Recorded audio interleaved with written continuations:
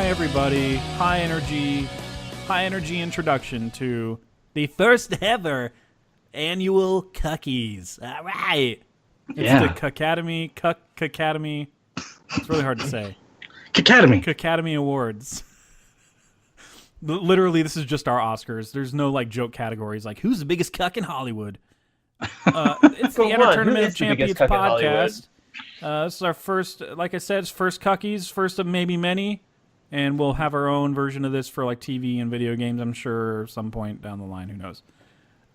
So I'm one of your hosts. I'm Jeff. Hey, somebody talk. I'm Kyle. I think we're doing voices. So yeah, we're doing voices hey, everybody! today. I'm so happy to be here on this beautiful night. I'm definitely wearing a tux. Me too. I'm dressed up as fuck. And then we have a doctor.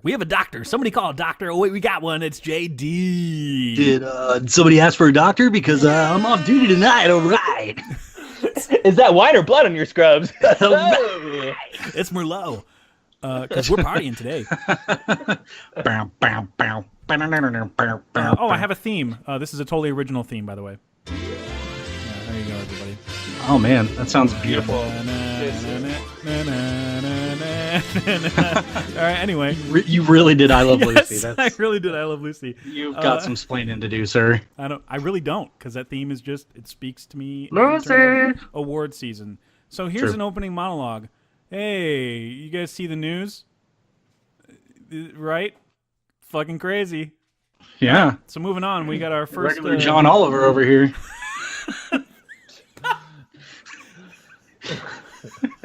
I'm not John Oliver. All right. Okay. So we have quite a few categories to get through, and we all have our nominations. I think a lot of these are going to be like easy kind of front runners. But it's just a chance to acknowledge movies that, like, especially some of these categories, just we don't have a chance to speak to them. We didn't even list honorable mentions when we did our top 10. I think we did. I take that back, but we didn't really get to talk about certain titles. So this is a chance to just talk about certain titles that were not in our top 10 or we just didn't have time to talk about. And also just to prove how wrong the Academy is. But this year they were mostly kind of right. I think the major things they got right. Yeah, they did a lot of things right, but we go by wide release year, so that means there's no Phantom Thread of Molly's Game, and what the fuck else was there? Tanya. Yeah, that removed a lot of acting categories for me. Fucking juggernaut. I had I, Tanya there for a while, and I'm just like, shit. Star Wars girl, I guess. We're gonna go ahead and we only did like there's a couple categories we kind of just did ourselves, and then we only have a few technical ones. So we're just gonna start with like the technical ones. Okay. Which one should we do for? Let's just do a best cinematography. What looked the best, like visually, basically. Okay. Okay. So the nominees, and I didn't even cut them down to 5. We're just gonna fucking list all of them because we don't have too many. The nominees are Blade Runner 2049, Dunkirk, Killing of a Sacred Deer, Shape of Water, Silence, or Wind River. Mm-hmm. Late entry Wind River. I don't know why I said Oh, I forgot a speech. Cinematography is the groundwork for the directors and the movies and we watch. Yeah, you got to intro the category and explain it. Yeah, can you do that for everyone? Yeah, I'll do that for every single one of them. Okay. But yeah, I think, there's not really an order here. We can just kind of openly talk about it, but I feel like Blade Runner 2049 is the front runner. Yeah. I feel like Blade Runner 2049 may be one of the front runners of greatest looking movies of all time. So true. Truth. Yeah. So I don't know. Yeah, I'm just gonna go ahead and highlight that one as the whoops, shit, I put that under visual effects. This is I can see you moving around in the document. Me too. Yeah, it's kind of creeping me out. But Blade Runner 2049, I think is the clear winner. But and Dunkirk, of course, we all have acknowledged in our top 10 list as looking beautiful. I think it's an okay-looking movie. Yeah. Yeah. I don't think you guys have championed it as much as I have, but that's true. I just you're a Dunkirk. Sometimes championing and fanboying, they kind of fanboying over a legit masterpiece. Not like these fucking Justice League cucks. Like, fucking God, yeah. Cuckstus League.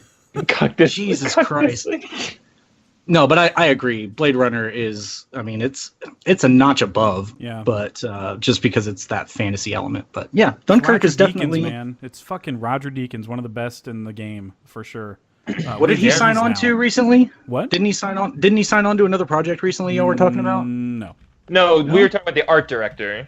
Oh, Yeah. the art directors. Yeah, Which not is the a big part in cinematographer. like the sets for Blade Runner. If So Jeff had explained this category, I wouldn't have been confused about that. So I'm, I don't know. Well, he Roger and through the Deakins- murmurs, he telegraphed it. So Roger Deakins is Telegraph. doing The Goldfinch next, which is a film by the director of I don't know any of these movies. Brooklyn. He did fucking Brooklyn. That's a good movie. Whatever. Yeah. okay. Anyway, who cares? But yeah, he fucking did the shit out of this movie, Roger Deakins. And Killing of a Sacred Deer, though, holy shit, that movie is like That would hauntingly have been a beautiful. close. That would have been number one for end of the year. Blade Runner Yeah. didn't exist, So And you guys will see a lot of nominations for Silence this year because it came out in January for us. But yeah, Silence was like completely shut out last year at the Oscars, and it's bullshit because it was like one of the most I beautifully don't understand shot. that. It was Yeah. just one of the most beautifully shot movies of that year, like without question, in my opinion. and you saw some performances. Yeah, we'll talk about those for sure. But yeah, Blade Runner 2049 takes that shit. But yeah, Shape of Water and Wind River are also gorgeous to look at. So those are good nominees. It's a good fucking I category. I watched the last hour of Wind River last night for some reason, and man, Because it's goddamn good. Does something happen in that last hour? I don't. it's goddamn good. Yeah, that whole last hour that we've talked about, that when it gets yeah. done, you're like, oh yeah, that was a fucking hour. It's just That's like, right. Well, I mostly watched it for the score. I wanted to see if it was worthy, and yeah, it was. I like that. You're like, and yeah. Yeah, it it was. ended up being did it. fine. It did it. It did it for me. It did it. I went back and it sucked. Yeah.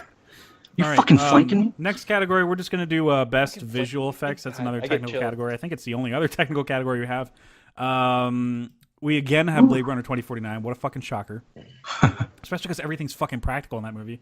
Yeah. We have Guardians Volume 2. That was a nominee for me. I can't remember if both of you had that in there. Yeah. Yeah, I think. Or, no, I put Thor. I think I nominated Thor instead of that one. Oh, I only I did see. one Marvel movie. Yeah. I did Thor instead of one of the other ones. Oh, okay. But yeah, I put Guardians 2 in there because I felt the CG was fucking seamless in that movie. It's true. Shape of Water is another one. There's a lot of practical shit going on in that movie too, but still counts as visual effects.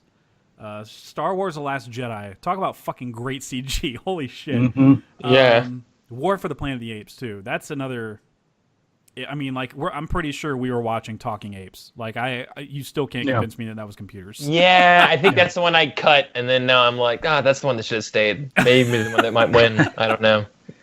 Having So much detail. I know that Thor Ragnarok's another one, and JD already mentioned that, but I'm having a hard time going against War for the Planet of the Apes, even though a lot of these other ones are beautiful, but we're talking about, like, I guess, CG and shit like that, as well as, practical sets, like Blade Runner built sets and stuff that were miniatures and filmed it for real. I could lean War of the Planet of the Apes. I was gonna say my second would have been Star Wars, just because the aforementioned beautiful CG and everything, and just the I don't know, nothing ever looks fake where you're just like, ugh, why is that there? Yeah, exactly. Or nothing ever throws you off of that movie. So I don't know. It kind of comes down to what JD is thinking here. Man, War for the Planet of the Apes. Individual fucking hairs on those apes, man. It looks so. Yeah, you can just mind-blowing. reach out. I and watched it on my touch TV, it. and I can see those hairs, man. I can smell them. That's almost. fucking crazy. But I think my opinion's gonna sway towards what I saw on the big screen, which is Star Wars, because that just looked fantastical to me, man. All right. Seriously, That's fair. I mean, beautiful, War for the Planet of the Apes did look great on the small screen, but like I The feel most like I haven't even breathtaking gotten moment all of the yet. year happened in Star Wars for me with the light speed scene where everyone in the theater literally goes, Yeah. Not that is a scientifically great moment. accurate. Is the sound off? It's a Fucking soundboard, 7 and somebody seconds, go guys. get the guy who fixes Just fucking watch sound. it. It's not like what happened when we saw The Room. Sorry for the tangent. The sound actually wasn't working for the first 2 minutes Yeah, of the it was. lead in. And to somebody The was Room. like immediately on it. We gotta Yeah. fix this so we can watch this bad who in movie. like 7 seconds Yeah. goes like 1, 2, that fucking guy. He was on 4, it. 5, 6. Hey, is the sound broken in this or what? Like, I don't know. 7 doesn't seem like a long time. Like, it just, you start rioting at 7 seconds, you know? Like, okay. Anyways. Yeah, it's exactly. But yes, you're right. That was gorgeous. I want that on a poster, like high def print. Yeah. I want that fucking thing framed because that's one of the most iconic things I think ever in the franchise. Not involving a lightsaber. That's a good point. That's a great scene to call out too. Star Wars: Last Jedi is a good. I mean, I'm not bitter about that at all. War for the Planet of the Apes not only like maintained like the apes being like talking apes and you totally bought it for the entire movie, but then the action sequence at the end was pretty fucking mind blowing. To the point where I'm like, is this CG? What's going on? Like, is this real? I was still questioning. The tanks look just as real as the apes do. I don't understand what's happening. And the giant explosions and stuff. It was, That's the thing that I took away from War for the Planet of the Apes. And even though I still didn't really feel like as attached to the movie as a lot of people do, there's no denying that CG is like next level. Or like best trilogy in cinema history. I'm like, let's hold on. And Blade Runner and especially Shape of Water, I think were mostly just nominated for the, practicality of everything. Everything just kind of built from scratch, in the suit especially. In Shape of Water, that is. No, the suit in Blade Runner because replicants fucking fake. Sorry, I forgot to do an intro. Visual effects create a stimulant for the eyeballs. Nailed it. That was perfect. Yeah. Thank you. Last Jedi wins that one. We're just gonna go on some other, the non. I wish the Oscars would do this. Just get the non-star shit out of the way first. Yeah, they pepper in like stuff that you kind of sort of care about, like to keep you watching, and it's bullshit. Anyway, it's a bullshit. So the next one we're gonna do is best score, like just best. Speaking of bullshit categories, let's just get this one out of the way, right? Music creates the backbone for what the visuals are on screen. So here we go. You should have said it like Hans Zimmer in the documentary. Hello. The music is like you have the emotion, touches the film. Has emotion. You have there you go. I can't do it in the timbre that you're doing it in. Which is emotion. It is very bright and vibrant. Oh man! All right, so, you're appealing to my German sensibilities right now. All right, so the flash back to the motherland right now. So, exactly. The best score nominees are Hans Zimmer twice. It's Blade Runner 2049 and Dunkirk. Both. Oh, did he do that? Scores. Okay. And they do those. I nominated Darkest Hour because that score is goddamn great. It was good, yeah. Good Time was one that I nominated. That score is like it's got a lot of synth in it, synth heavy, and it's simple. And I thought it was effective for that movie. Yeah. The Shape of Water had a really memorable classical score, so that got nominated. Baby Driver, because we are including soundtracks when it comes to that type of stuff, and the use of music in that movie is great. And same thing for Wind River. They use a lot of original music for that movie. Yeah, they do.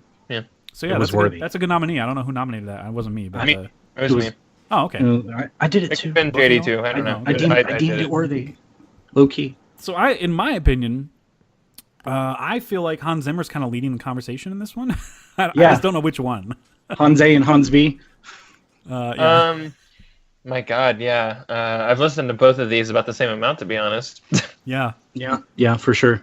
And I guess you could argue effectiveness. Like Dunkirk's score is kind of a character. Yes. Whereas Blade Runner 2049 is more like, oh, this is what we're familiar with the original Blade Runner. If you had any other score like come in, like you'd be like, oh no, this is true. What I want at all. Clearly the score has evolved in Blade Runner 2049. Like there's a lot more beat heavy stuff and more intense stuff. That's Denny V, where he just like punctuates certain things at certain moments. Like, man, that's his fingerprint. But Dunkirk, honestly, dude, it elevates so much of what's happening. I feel like it should go to Dunkirk. I don't know if you guys would be upset about that or. Well, you're not going to get an argument out of me on that one. JD's going to like immediately fall in line, but I don't know. I may fight for Blade Runner on this one just because like I mean, nothing that you're saying is wrong, so I'm not going to be like, well, what you're saying is incorrect, but so I'm just going to go to the but part. Blade Runner captures the entire tone of that movie of Blade Runner. I mean, like Hans Zimmer captures the entire tone of Blade Runner in 2049. Like I said, without it, like I don't know, no other sound would work. You had to have that particular sound, and it did evolve, and it evolved in the right ways. And, there are memorable songs. Like there are a lot of memorable songs where. They're different too. Dunkirk is kind of one thing you can identify, at least in the back of your mind, up until home comes to shore and picks up soldiers. And then it changes, and which is really rad and stuff. But you're right, yeah. Blade Runner has more things that I play through in my head. It's just a more dynamic, like kind of evolved, like not evolved. You know what I'm talking. It's just more variety in the score. That's what I'm trying to say. Yeah, there's more going on. Okay, well, yeah. Okay, well, I mean, yeah, I could vote for Okay, Blade Runner's fucking good. I'm partial to Sim. It's all about arguments, people. Blade Runner's going to sweep a lot here. That's for fucking sure. We're going to get the still some smaller ones out of the way. Best documentary, which we didn't talk about this at all in the top 10, whatever. I think we didn't. But I think we all nominated the same. When we watched certain things when they were relevant, but yeah, we never actually talked about documentaries. Yeah. I think we watched pretty much the same 3 that we nominated. And yeah, we were all early on Jim and Andy as soon as that dropped. Yeah. We were all in agreement pretty much that I Am Heath Ledger is... Oh, sorry, I forgot. Sorry. Documentary is a peek into the real-life soul of musicians artists. All right. I like I used Scooper Doober in between 2 words that needed to go together. It's just like a fake bullshit intro that they always do. Next year, you need to give an impression to each category and do it as that character. It's like, and here's Michael Caine with Best Documentary. Here's Arnold Schwarzenegger as... the documentary, take the I've been in a couple documentaries of my own. But, he was, in the 70s, I was in one. It was very good. I was a dick to people. I was like Mr. Universe or whatever. I don't know if you heard. God damn it.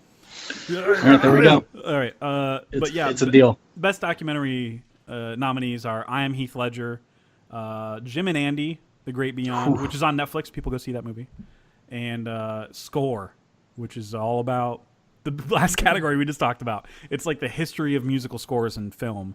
Maybe and that one's on Hulu, I think. It is. Yeah, it's on the Hulu. Like the coolest docs I've ever seen. Yeah. Certainly the ones that you're like, I didn't know. I was curious about this. And you fucking were. Just the whole process of what goes behind everything was just fascinating to me. As a fake musician, it feels good to get a peek into that. It's cool to see what they do because sometimes it's not as complex as we make our own music. Like when I write songs, it's kind of like, well, I got to make it complex so people don't lose interest in the song so quickly and stuff. And in scoring movies, you're thinking more about just creating atmosphere or tension in the scene. You're not really thinking about, well, what's catchy? Because you don't want to fucking distract this from the scene. Sure. You just want to a lot of times highlight what's already there. It's like they focus on a small little piece, and that piece is so versatile that it can be used to capture 10 different emotions if you do it a certain way. Yeah. So I've always appreciated that. Like they're hitting the same notes, they're just telling a totally different story based on what instruments they're using and. Yeah. And then they went into literal storytelling through music by using motifs with like Peter Jackson and like Lord of the Rings, stuff like that. And I was just like, every character has their thing. This is probably my favorite thing in the entire world. So simple, but they use it a million times. Exactly, it's the same thing, but it like conveys different, moments and emotions and stuff like that. I don't know. It's just so cool, man. It's just super cool. Things are cueing. You're hearing visual cues before characters even come on screen. That's why like. Someone's about to come on screen before they actually come on screen. It's just, I don't know. It's just cool stuff like that. And not to say Peter Jackson's the only one who did that, but that's the example they use in the documentary that's so obvious. And John Williams was a highlight of the documentary for a large chunk of it. Yeah. He's probably the one that left the biggest mark. Guys, he's okay. Yeah, he's good. Okay. Yeah, John Williams is decent. That's why they talk about him, because he's a pretty okay guy. Yeah, he's a pretty okay composer. So. He didn't just change the game or anything like that.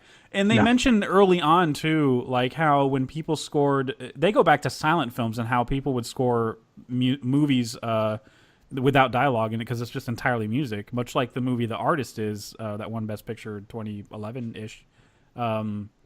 like they're creating all this shit with one instrument, but it's like a large instrument, with many notes and pedals and shit. And they're just creating like this entire orchestral sound with it, and that's fucking bananas to me. I didn't know any of that. But then like the step in the next direction that you see is when they started doing, obviously Technicolor films, whatever you want to call it, back in that era, and they introduced somebody introduced jazz or swing, or whatever you want to call it, into the James Bond's theme. That was like the first kind of breaking away from the orchestra big sound or whatever. Strings, just somber strings or whatever. They broke away from that. The first time they did it was with the James Bond theme, kind of being like a swing type of slow jazz sound or whatever. Sexy as fuck. That's what it was. Yeah. It's so cool to see that entire history, dude. It was just, that's my personal favorite. But I mean, these are all so good. Like these are all like Jim and Andy is neck and neck with it, in my opinion. Yeah, same. Those are maybe my two front runners as well. Not even though Heath Ledger, watch that. Not only are you going to feel bad because of how everything happened with him, but also you're a piece of shit who's doing nothing. Yeah. And I'm talking to everybody who's listening to this right now and everybody in the world. Compared to what he was doing and the things that stimulated him and interested him, you are nothing and your interests suck. I just the amount of motivation that he had just to create and do things, and he lived for it. That comes with a price. That comes with a dark side and everything like that, and whether that be substance abuse or whatever, that's the price that be paid. But man, that guy, he was a broken faucet. He just couldn't be turned off, man, it was very interesting to see that kind of insider story with all of his friends talking about him, and just kind of getting that glimpse into when his creativity really started blossoming, when he was oh, I really want to start creating things in a big way, happened right as he was dying, right as he was wilting, so it was just he was directing music videos and stuff. Yeah, those were his last kind of things that he were doing, was creating, and that's right before his flame was extinguished, if you will. So it's very weird. It's gonna make you feel weird. It's a documentary that's gonna make you feel all sorts of kind of weird, Yeah, you'll cry your ass off though. Yeah, for sure. Absolutely. When Ben Harper also, by the way, did a Kojima thing at the Game Awards a couple of years ago, or whatever, which was really cool. Yeah, and I was like, Kyle, it's Ben Harper, and you're like, I don't know who that is yet. And I had to explain to you, here's who he is. And then he shows up in this movie. He was very close with Heath Ledger, and he wrote a song for his daughter. And this is midway through the movie.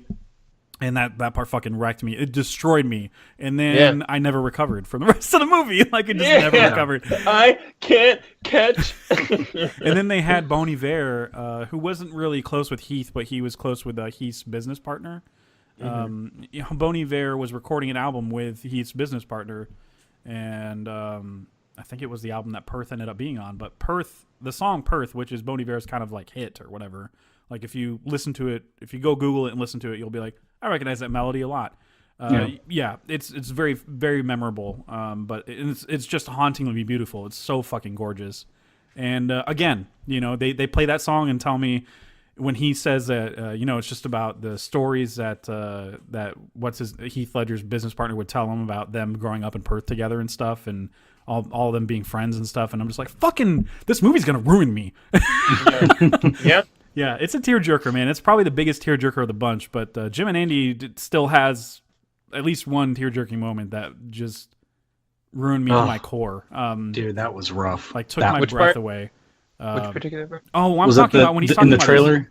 When he's talking about his dad. I kind of lost my shit a little bit. It wasn't a emotional, I'm breaking down type of thing. It kind of took my breath away that he said it. When he's talking about his dad, who passed away, I think, already a few years before they did the documentary. Yeah. And he said that his dad always did jobs that he hated, just to kind of keep the family afloat. And when he was let go, he didn't know what to do with himself. Because it's it's kind of strange that you can fail at what you don't love. And that kind of influences Jim's decision to be well, what other choices do you have but to pursue what you love? It seemed kind of insane. There's no other option. And I was like, God damn it, if that isn't the most biggest wake up call I've ever heard in my life. It didn't make me change anything because I'm a fucking lazy piece of shit. But you know what I'm saying? Like, it's Yeah, the thing no, that you that's it. hear That's somebody the- say that you're like, Jesus Christ, dude. What a philosophy. Yeah. Jim Carrey's on a whole other level, like just intellectually, than a lot of I'm people. telling you, that guy's woke as fuck, and everyone's just like, he's going crazy right now. I'm like, no, we don't get it, like, because Yeah, we're we just don't not get on, it, yeah. we're not on his level. Like, that's why he is where he's at, and like we're all like, doing what we're doing. I think like flat earthers are where woke is for like the average people. So we haven't quite gotten to Jim Carrey's level yet. Right. Yeah. Oh, what man, scene were you thinking of, What if JD? those flat earthers are right? Of course. Were you thinking of course they a are. different scene, JD? I was thinking of the one where he and the actor playing his father got into that argument in character in the makeup trailer. Jesus Christ. That was emotional And as then shit. the makeup artist got like upset. Yeah. Right. She's like, And it's just I- like my family or whatever, and it's Yeah, you're just like, holy shit, Oh, man. man. This guy's a genius for sure. it's an exhausting movie, like to see. Yeah. It's really exhausting, and just to see what everyone went through on that set, and just the amount that he was willing to go to, which I don't think anybody signed up for. Like when you got Jim Carrey, you're like, oh, you mean the crazy guy from In Living Color? Like, cool. And then he shows up on set, and you're like, oh, fuck. Yeah, like this is the guy who's talking out of his butt, like in Ace Ventura, right? Like I didn't think that like this guy was going to be so. He viewed this as his destiny for like years. So like, yeah, he was like clearly like I think he mentioned that he was like trying to convince Milos Forman, dude, you got to let me do this role. Like he was doing a lot of convincing when it came to this role. Because he felt destined to play this role, and of course he's gonna go all out, even if it means making enemies to nail this role. And I felt he did in the movie. Like that movie kind of got mixed reviews because I don't know why. I honestly can't even explain it. I loved it. At the time, it's one of those weird movies even I when watched I saw over the and movie over in again. theaters as a kid and loved it. I didn't understand that, obviously, like I thought it was fun and funny, like as a kid or whatever. But like, man, you get it when something's special. You get it no matter what the age. Then you start understanding the more complexities and the things that are more for adults as you watch it as you get older. Yeah, so. I saw it like 2 years ago, and it just blew my goddamn mind. So for the first time. I had never seen it before. And I was like, you know what? I should probably see that movie I've been meaning to see for years because Andy Kaufman is just so good. An interesting study. Just to and it helped that my dad like grew up loving Andy Kaufman, so like we like watched lots of Andy Kaufman like growing up, and so or me growing up like so like I had that frame of reference as well. So okay, cool. I didn't. It was just kind of like stories. I only knew about the wrestling stuff and how people were so confused about what was a work and what wasn't. At that time when Lawler slapped the shit out of him, and on the set of Letterman, people were just so confused. Like, is Kaufman okay? Like they just thought it was legit, and it wasn't. None of it was legit because that's not wrestling. You don't work with somebody you feel unsafe with. And then for them to completely recreate it, like in this movie, like to a T, like where like they're recreating the real few, but no one's behind. Like now, like you know what I mean? Like he's trying to recreate the entire story, and he does, and he ends up waking up after really being hurt, Jim Carrey, from like this stun or whatever. And he wakes up, and the very first thing he sees is the TV. And as he's walking into his house, and like he's like, "We did it, guys! Like we recreated like history, like for real. Like we really did it." And that was the moment. It didn't make me cry, but that was the moment where I was just like, "This is overwhelming!" Like, wow. It is. Yeah, it's an overwhelming movie. This is fucking crazy. I kind of feel like that should win, honestly. Like it's just such a. I'm voting for Jim and Andy, man. Jim and Andy's JD's vote. Yeah. Okay. Yep. Because that movie just meant so much to me, man. Like. Is that kind of where you're going, Kyle? I would have gone that way regardless, but I thought both music guys would have gone score. So I'm over here bewildered. So crap! I accidentally moved it. Whatever. Score is awesome, though. I mean, that's score is you're gonna appreciate movies on a whole new level after you watch that movie or documentary movie, whatever. Yeah, whatever it's called. We could just move on to. I'm just gonna go to animated movie now. Not a whole lot happens this year. We just weren't inspired to see a lot this year, but animated movies create scenes out of animators' minds that they didn't exist before they drew them. Scoop-a-doop-a-doop-a-doo, Pixar. So the nominees this year that we chose for animated feature are Coco, Cuckoo. Cuck Coco. Cuckoo. There you go. Coco. The Lego Batman movie, and Loving Vincent, which I think are like the only three all of us saw. I didn't even see any more than that. Did you ever watch Cuckoo, Kyle? I did not see Coco. I watched about an hour of it. Feel like I've already got everything I need out of it. But, Wow, God, yeah, everyone's You'll like still cry loving at that the end. movie. So I know I'm gonna cry at the end, but like it's about music and the visuals are great, and all this other stuff is just like okay. It's Pixar. It's basic Pixar stuff. Yeah, in my opinion. I know. We'll see. I'm gonna But finish it it's when more we're done. about Yeah. like not more Okay. about, but it is refreshing. Like because you see a lot of different cultural stuff that you, at least for me, I wasn't exposed to. Kind of like similar with Black Panther. Like there's a lot of real cultural stuff plugged into the movie. Yeah. That I didn't know anything about. So that's interesting. That's an interesting aspect of it. And then the ending is, it'll make you fucking well up like a little bitch. But that's still not. Come on. I mean, that wasn't in my top 10. So I mean, come on. No. And what I meant by got enough out of it was for this, like Yes. not like shitting on it as a movie. I know like, what you I'm mean, just yeah. saying. Yeah. And I love Lego Batman movie. I laughed my ass off during that movie. But Loving Vincent, come on, guys. There's like no Come on. contest here in my And opinion. this movie's not even really fucking nominated for the real Oscar. Yeah. Or is it? Oh no, it is. Loving Vincent is. Okay. But It Lego better be. Batman got snubbed for Boss Baby or some shit like that. Ferdinand or whatever the fuck. Fucking Ferdinand, really? I know, right? Boss Baby though, quality. Not an appealing Quality shit. looking movie at all. That fucking Ferdinand movie. No. Anyway, Kyle, Loving Vincent, in agreement? I'm fine with Loving Vincent. It's definitely the superior movie of all these movies. So Yeah. Yay. Yeah. So let's just go to the best writing. Best writing this year, we nominated Lady Bird. I put in Last Flag Flying. I can explain that in a little bit. I also put in Professor Marston and the Wonder Woman. I can explain that in a little bit. Okay. 3 Billboards Outside Ebbing, Missouri, which was obvious for all of us because we're lovers of that movie.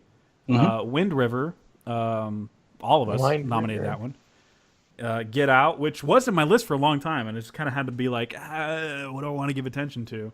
And 20th Century Women, I think that was a JD call out because the writing is really fucking good in that movie. I forgot. Super about that. fresh for me. Super fresh. Yeah. Yeah, man. You just lose yourself in that Fresh. fucking dialogue. Yeah. So I felt it was worthy for sure. For sure.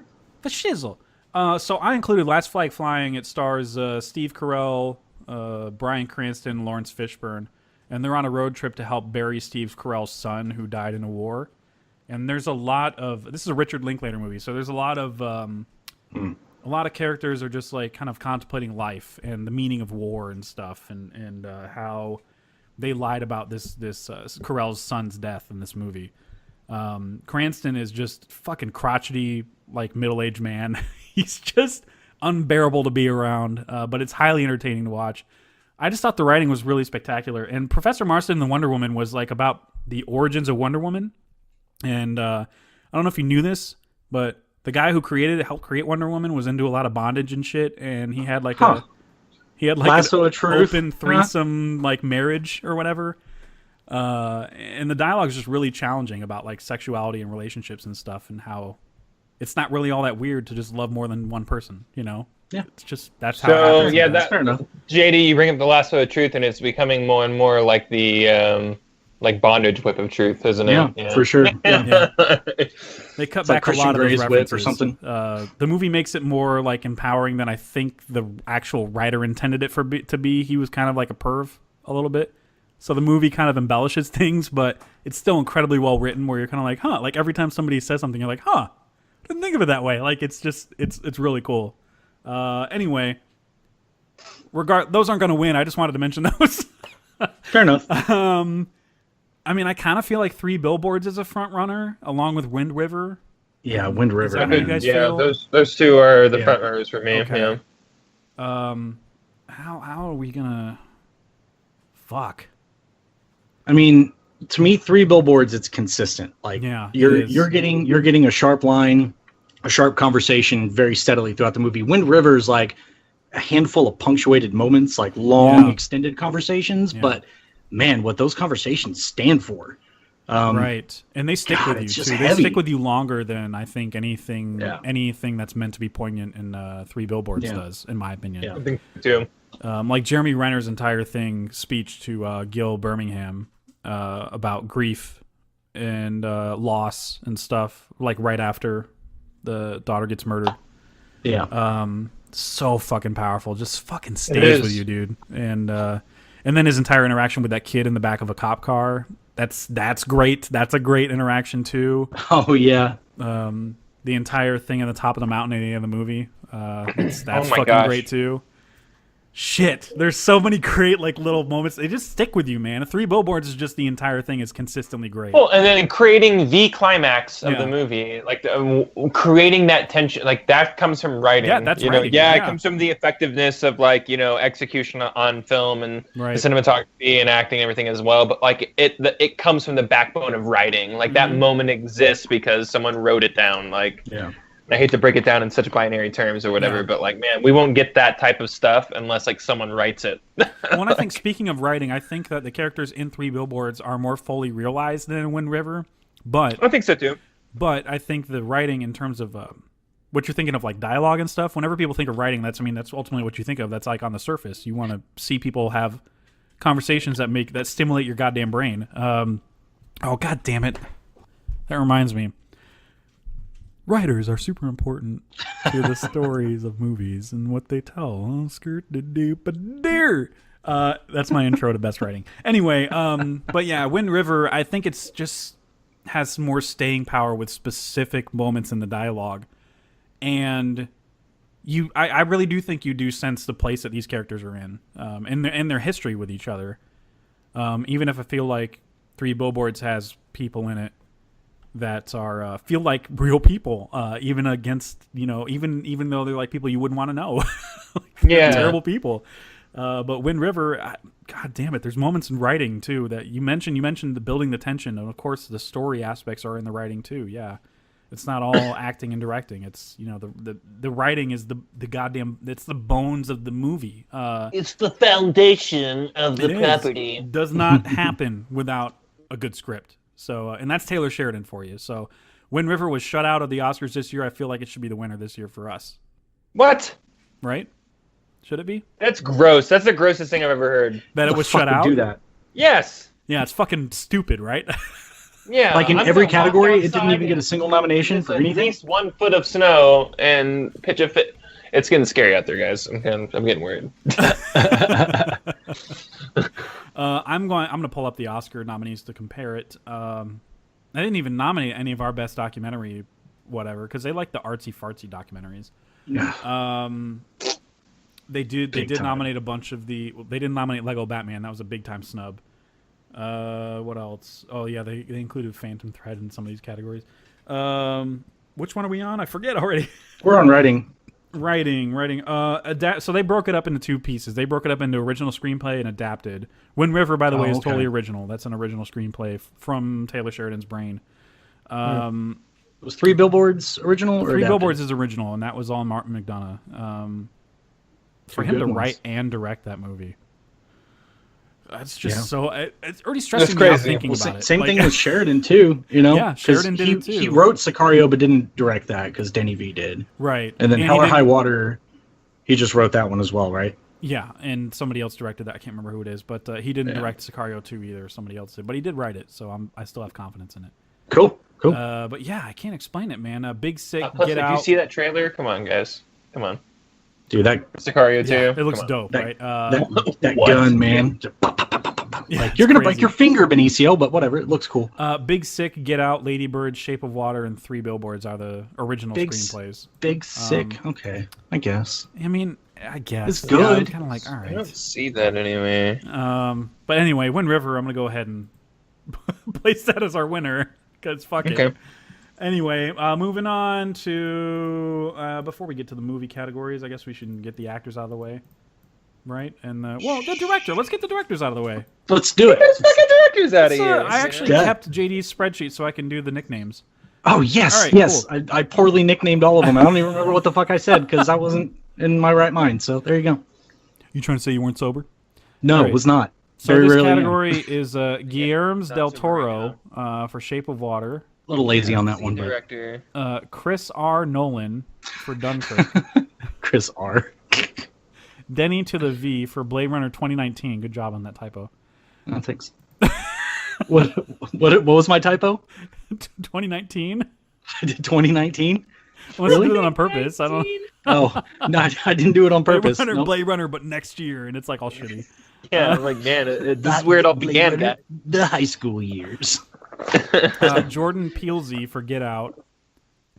Marty McFly Dunna for 3 Billboards. I like that one. And I nominated Martin Scorsese for Silence. Fair enough. I don't know if Kyle did that too. Did you? I did that as well. Yeah. This is definitely a tougher category. I don't know, man. All of these people did such a great job. No women because we don't like women. So yeah, you forgot to announce them as the all-male nominees. You forgot. They don't that. have the eye that a director needs. No, I don't mean that. They're making the movie about making sandwiches. No, these are like 5 of the greatest directors working right now, and they're all put out a movie this year. So it's just like that's not fair to any other movie that came out this year. Exactly, and I did have in my list for the longest time like Greta Gerwig for Lady Bird because I enjoy listening to her talk about that movie. Lady Bird's awesome, but she's great. I think her writing more or less is like the best part of that movie, more than the directing. So I took her out and put Scorsese in for Silence because he doesn't get enough credit for that movie. That's a passion project. He shot the shit out of it, and it's just a great movie. But anyway, I don't think he's gonna win. I feel like it's kind of between Blade Runner and Dunkirk. I was gonna say the same thing. Cool. This is really really tough though. I feel like Denis Villeneuve had the harder mountain to climb because you're taking on a sequel to a movie nobody asked for. I'm pretty sure Kyle and I were like. Both of us were like, "Why the fuck are you doing this? Stop you championed it all year after you heard like who was involved and heard a few things, and you're like, no, it's gonna be good. And I was still like, no, dude. Yeah, you will die on that hill alone. I will not step on that hill with you. Whereas we always know Nolan's gonna turn in a great movie that we're gonna want to watch repeatedly. Yeah, that's what I feel about a Nolan movie. Like we all knew that. We were going to love this movie, and then we all knew that we were going to say that same thing, like, oh, he took the war genre and turned it on its head like he did with the heist genre. You know, like, we knew the narrative already, whereas, like, I think, like you said, Denny V had the bigger hill to climb. He had more to prove, and despite no one seeing this movie, literally nobody, he succeeded. Literally nobody saw this movie. Made like millions of dollars, and we're like nobody saw it. More people saw Justice League. More people saw Justice League. So we'll get to Justice League. It's nominated for something. Let me tell you that. Who did that? I don't know who did that. I don't know. I still included it because it was fucking funny.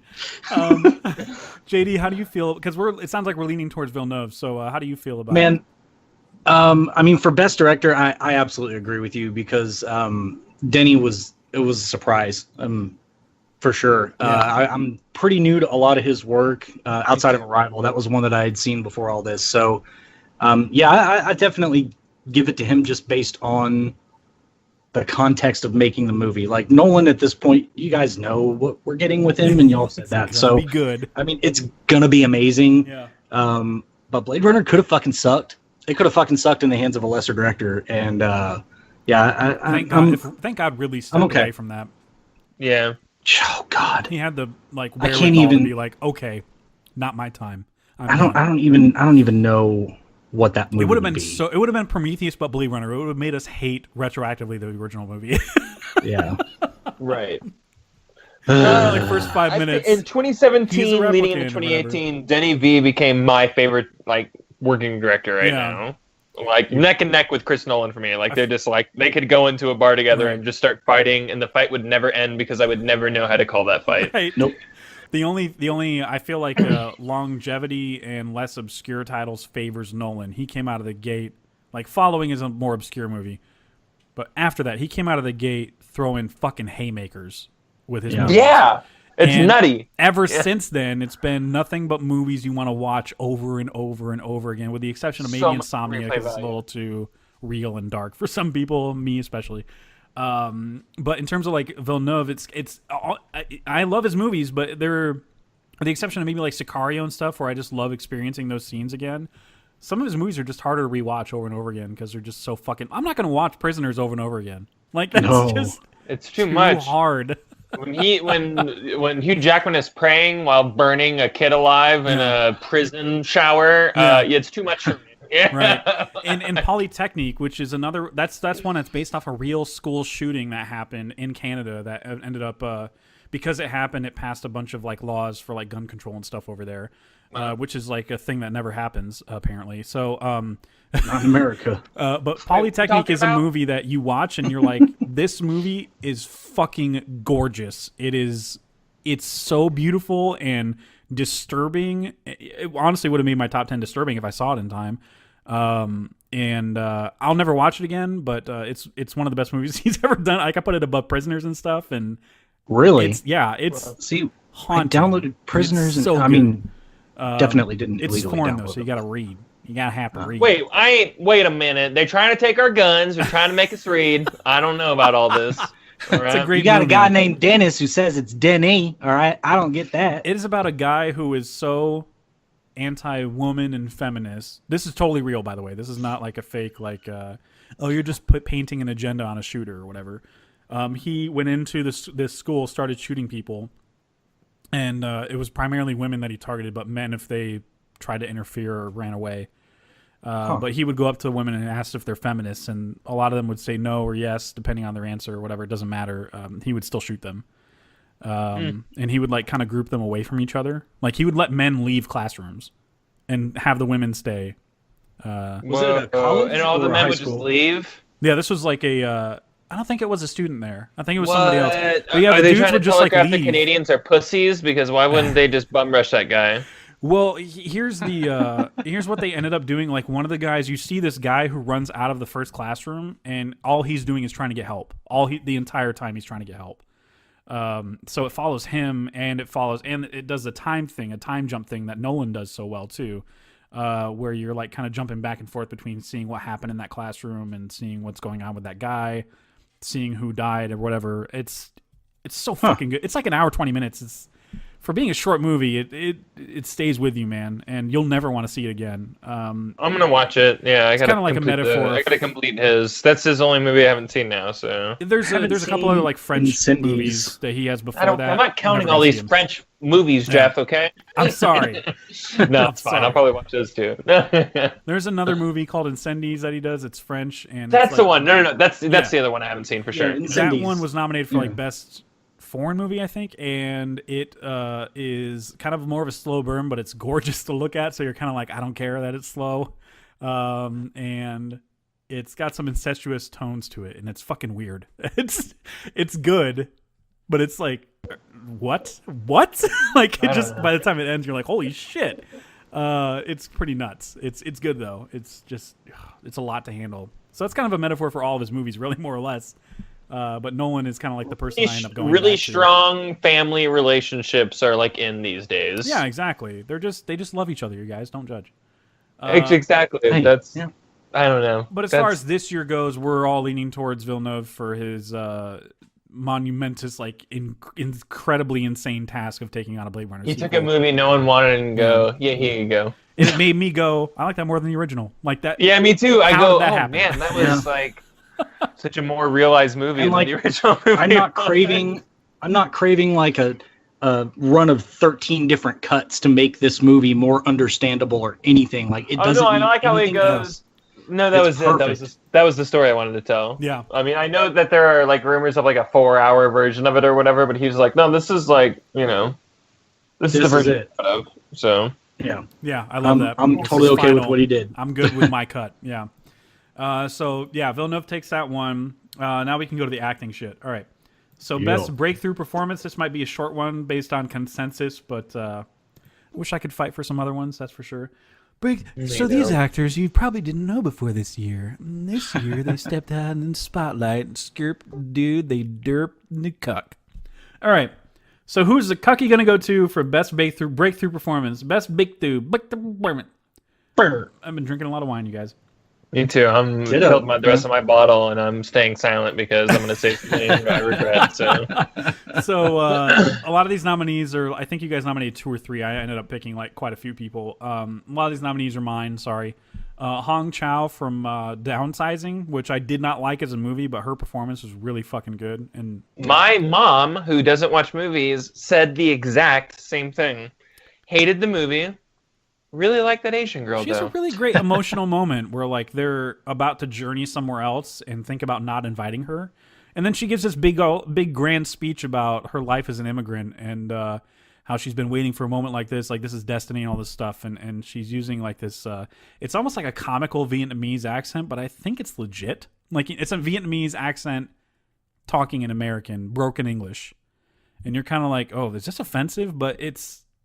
I mean, I think they would have gone to the lengths to make it a little legit. You know what I mean? Like in a fucking movie like this, where it's like Matt Damon's in it, and it's an Alexander Payne movie, who did Sideways and Nebraska Matt Damon's and shit like that. saint. We all know that. So. Yeah, Matt Damon is a saint. Yeah, he's a goddamn saint. He's a fucking saint, and he wants you to stop talking about all this bummer shit. Okay. That is correct. But she's great. She gives a good speech. And then we have. God damn it! Is that JDU type penis? Nah. Fucking peek behind the curtain. God damn I it! didn't know you could do that. Yeah, this is live. You can edit the whole fucking thing if you want. All right. So the next nominee I have is Barry Kagan for The Killing of a Sacred Deer. He's the guy, the spaghetti kid in that movie. Didn't know who that. I mean, he was in Dunkirk, sure, as Georgie, but he's in the movie for like 5 minutes. So this was a fucking like breakthrough performance, breakout for sure, breakout for sure, whatever. Right. You have Daphne Keane from Logan, which I think was a mutual one. Probably a front runner she's here. okay. Yeah. We have Danielle. This is another pick of mine. Actually, the next two are Danielle McDonald, who played Patty Cakes, the rapper, the fat, whatever. Fat's the wrong word because I'm fat too. Whatever. Who fucking cares? Overweight, whatever. White female rapper. It's a great movie. There's some great songs in it. It's a fun movie. And then I nominated Brooklyn Prince, who's like a 7-year-old girl, lead role, and it's like no fucking big deal for her in the Florida Project. And she makes you feel things, man. She makes you tear up. It's a really good watch. I highly recommend it. Anyway, somebody else nominated, I don't know how to say this fucking name, An Seo-hun for Okja. It's the lead. Yeah. Is that a woman? Is that a girl? She was good. This is she. Okay, That's cool. a girl. Yeah. That's a girl. Okay. Yeah, she was really good in it. I feel like it's going to go to Daphne Keane here because easily she had fucking layers in that role, man, and I feel like I can't argue for anybody else because you guys had seen those other performances, unfortunately. But Daphne Keane feels like the obvious winner here. Is that true? I agree. Okay. Kyle died. Okay, here he is. I would have fought for the Barry guy or whatever, but I mean, Daphne Keane's younger, which just to me means, dude, we all know how I feel about child actors. Yeah, they're mostly terrible. Yeah. Please don't put them in movies at all. Like, I don't even want people who are under the age of 18 or 16, maybe 15 or whatever, like in movies, just because I'm just like, I don't think like you have the lingo down, how people talk and stuff like that. You can't be natural on a camera. And every once in a while, something like this will come out and like go, oh yeah, no, people know how to do it. Just kids in general just suck, at particularly that type of stuff. But like she was really good at it, and like you can just tell that like, man, like if she doesn't get typecasted with this like superhero stuff, like she's gonna have a long like career ahead of her. Yeah. Doing a lot of stuff. So absolutely. Yeah, she had so many layers to her performance. That's what's making me lean towards her way, where like she was completely silent for the movie, right? For a good like chunk of it. And then when she starts talking, it's like so much personality, and she's like says so many lines that like kind of like break Logan's heart a little bit. And then at the end, she's goddamn weeping for him and breaking my heart. There's a lot of layers to her performance, man. That's why I'm leaning towards her. Whereas Barry, whatever his name is, he just kind of had to talk weird, and he was really good at it. Don't get me wrong. I talk like really weird and he's like talks like a kid who's he talks very childlike in that movie, even though he's saying disturbing things like I'm going to poison your family and see my abs are like real good. I hate it when like kids get sexual on screen. I'm just like, can we just not? Yeah, can we not? Hair do you have under your We're arms? too comfortable with this. Do you have hair under your arms? Yeah. Oh my god, I do. It's so weird. Such a weird movie. I love it so much. Anyway, best supporting actress. No, wait, let's do the dude first. We're not fucking sexist. Let's do the dude first. There you go. Best supporting actor. We're not sexist. Come on, it's fucking leading up to 2018. the actress because we're men. Wait, what's the point we're trying to make? What's going on? I have no idea. Yeah. What does that even mean? So, best supporting actor, Woody Harrelson for 3 Billboards. Also, Sam Rockwell for 3 Billboards. Yeah. Richard Jenkins for Shape of Water. Will Poulter for Detroit. Patrick Stewart for Logan. Fuck you, Logan. All right. What did you do? What did you do? Adam Driver for Silence, which is a good... You guys kind of blowing my mind with your picks here. Gil Birmingham for Wind River. And Bob Odenkirk for The Post is a good pick for JD. That's a really good one. Thank you. But It won't win. It won't win. Where the fuck are we going to lean on this one? This one's really tough. This one's actually easy for me. Really? Where are you going then? Why don't you lead it then, and then we'll... Dude, not to piss off Twitter, but Sam fucking Rockwell in 3 Billboards has been the standout for me ever since I saw that movie. Like all these others are fantastic, but that one just lingered with me completely because it's like Rockwell has arrived. Like finally, he fucking did it.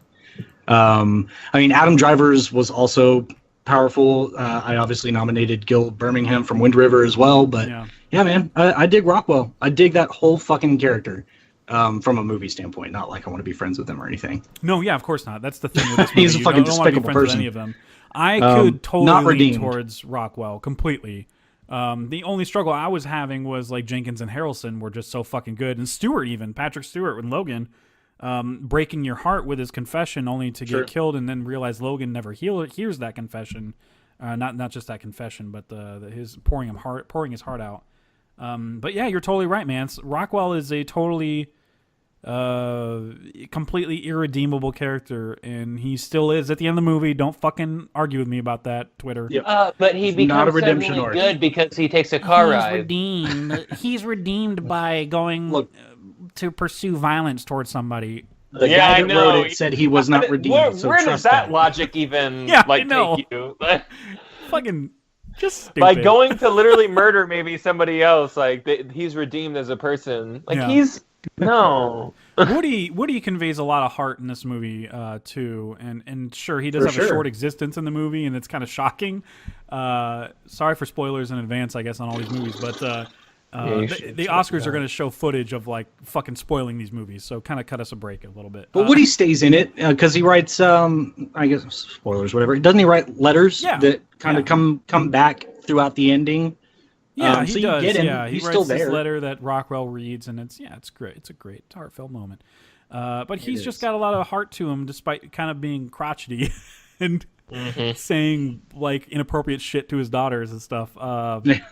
He's just a very entertaining character. But Rockwell, fully realized for him to do such deplorable things, and for me to kind of be like, that guy's funny. He threw somebody out a window. Like exactly what? Like why do I care about this guy? It's because of Rockwell's performance. And the writing, but it fails without Rockwell. So I have to go with Rockwell too. That's a good Rockwell for me as well. Yeah. Okay. Cool. So that was in my head more complicated than, and then JD. I mean, dude. This is a closer category than I thought it was going to be, because when 3 Billboards came out, Rockwell was the shoe-in. Yeah. And then of course I wasn't considering, Silence or whatever. I hadn't seen Silence yet, but I don't know, man. I just something about his performance stuck out. Adam Driver is good for you. I'm glad we mentioned Adam Driver in Silence, because that is a great performance. Gut wrenching completely. And Gil Birmingham too has some great scenes in Wind River. Yeah, for sure. Anyway, best supporting actress. Here we go. All right, Holly Hunter for Big Sick. I think that was my pick. Holly Hunter. Yeah. So yeah, y'all. Hey, y'all. Hey. Kind of sounds like Koresh. What does that mean? Hey. Hey, y'all. I want y'all to come in here real quick, right close to me. It's about love. It's about family. Y'all want some ice cream? I'm fucking Jesus. Fucking your wife. What? You got to see it, Kyle. And he'll join us. That's what it all question. comes down to. God, Like, at the end of the day, need to that's join all us. that they bring up. They're like, he might be Christ, but like, you realize he's fucking your wife, right? Like, they allude to it so often, it's uncomfortable. But You should be. Sorry. you're so right. Oh, nice. I didn't get that out one because everyone was just like, yeah, I think people That's should feel bad for fantastic. forgetting him. Yeah. You need I to watch cannot- Waco. You need to join us. I can't wait till y'all rewatch Last Jedi and see the you're so right. Like, I Still haven't seen it. will It's never gonna be a new unhear that. soundboard thing now. it's like 1% of what I'm saying. Like, Yeah. tone it down. If what I'm saying is 100, 1% is really what it is in the movie. But Yeah. that's just where my brain took it. Yeah, that's where because I'm an idiot. It's kind of like how I take Agent Smith saying it's a trick, and I totally, exaggerate that for comedic purposes. It's like say you'll it that fix way. it on that part, and you're like, that part of that movie, and people are like, yeah, he says that, and you're like, yeah, but it's like weird. Okay. All right. But I've definitely done that before. Yeah. it's an exaggeration. But just like every exaggeration, it comes from an emphasis on the truth. Emphasis. Right. It's a good impression. All right. It's So solid. best supporting actress. It's Holly the Hunter. smell. It's the smell. It's the smell. He doesn't really see. He doesn't say it like that, but that's how we say it. It's the smell. It's the smell. He says it really quick. He's like, it's the smell. I like, Jeff, what you said too, that whenever you went up to your dad's office, you were like, you ever just stare at it? Yeah, I literally look out his window, at this 14th floor window, and I'm like, marvel at its beauty, its genius. Oh, God. That's amazing. We broke Kyle. He gets it, though. My dad loves No, that's amazing. Matrix. That's we even quote it more all the time. amazing that he gets it. Yeah. He quotes like obscure Revolutions quotes to me, and I'm like, fucking What? nobody knows what you're talking What is about. Revolution? No, I don't know. Is it good? What? Was that show terrible? Revolutions? Oh, Matrix Yeah. Revolutions. Oh, shit. Hold Yeah. on. Sorry. I'm an idiot. Never mind. Okay, so So, here we like, go. can you name one obscure Matrix Evolutions quote that he would Matrix name? Revolutions quote. It's primarily the French guy in the bar. When they're in the bar, when they're in his club, Causality. and he's like talking about. I don't even remember the lines, dude. Like anytime my dad says it, I'm like, "What the fuck are you talking about?" And he's like, It's that obscure. Merovingian Like, in the club. I'm like, "What the fuck? No, does he say you're that?" like in 3. Nobody quotes 3. I can quote Reloaded all day with the Merovingian, but you talk about 3, I'm like, you lose me. The eyes of the Oracle. That's all I remember. Like, He does ask for that. Yeah, like a weirdo. yeah. Okay. Best supporting actress for realsies. Okay. We take women so seriously that we tangent for 5 minutes when their category comes As out. soon as we mention I women, we get mean, distracted. If I could talk So- about the Matrix forever, I would. So. yeah, we're definitely gonna have to do like a whole episode on that shit. Again, but with JD here this time. I would watch that tonight, so we could just do that like soon. Yeah. You know what? I might. We got time. Tomorrow's going to suck anyway. don't care. Might as well. I'll do it. don't care. The weather is so bad here, I may just go, nah, I'm not doing this tomorrow. Nah. Oh, the weather outside That is is weather. Okay, this fucking category. Best Seriously. supporting actress, Holly Hunter, The Big Sick. I voted for Melissa Leo for Novitiate. It's a slow as fuck movie, but she's really good in it.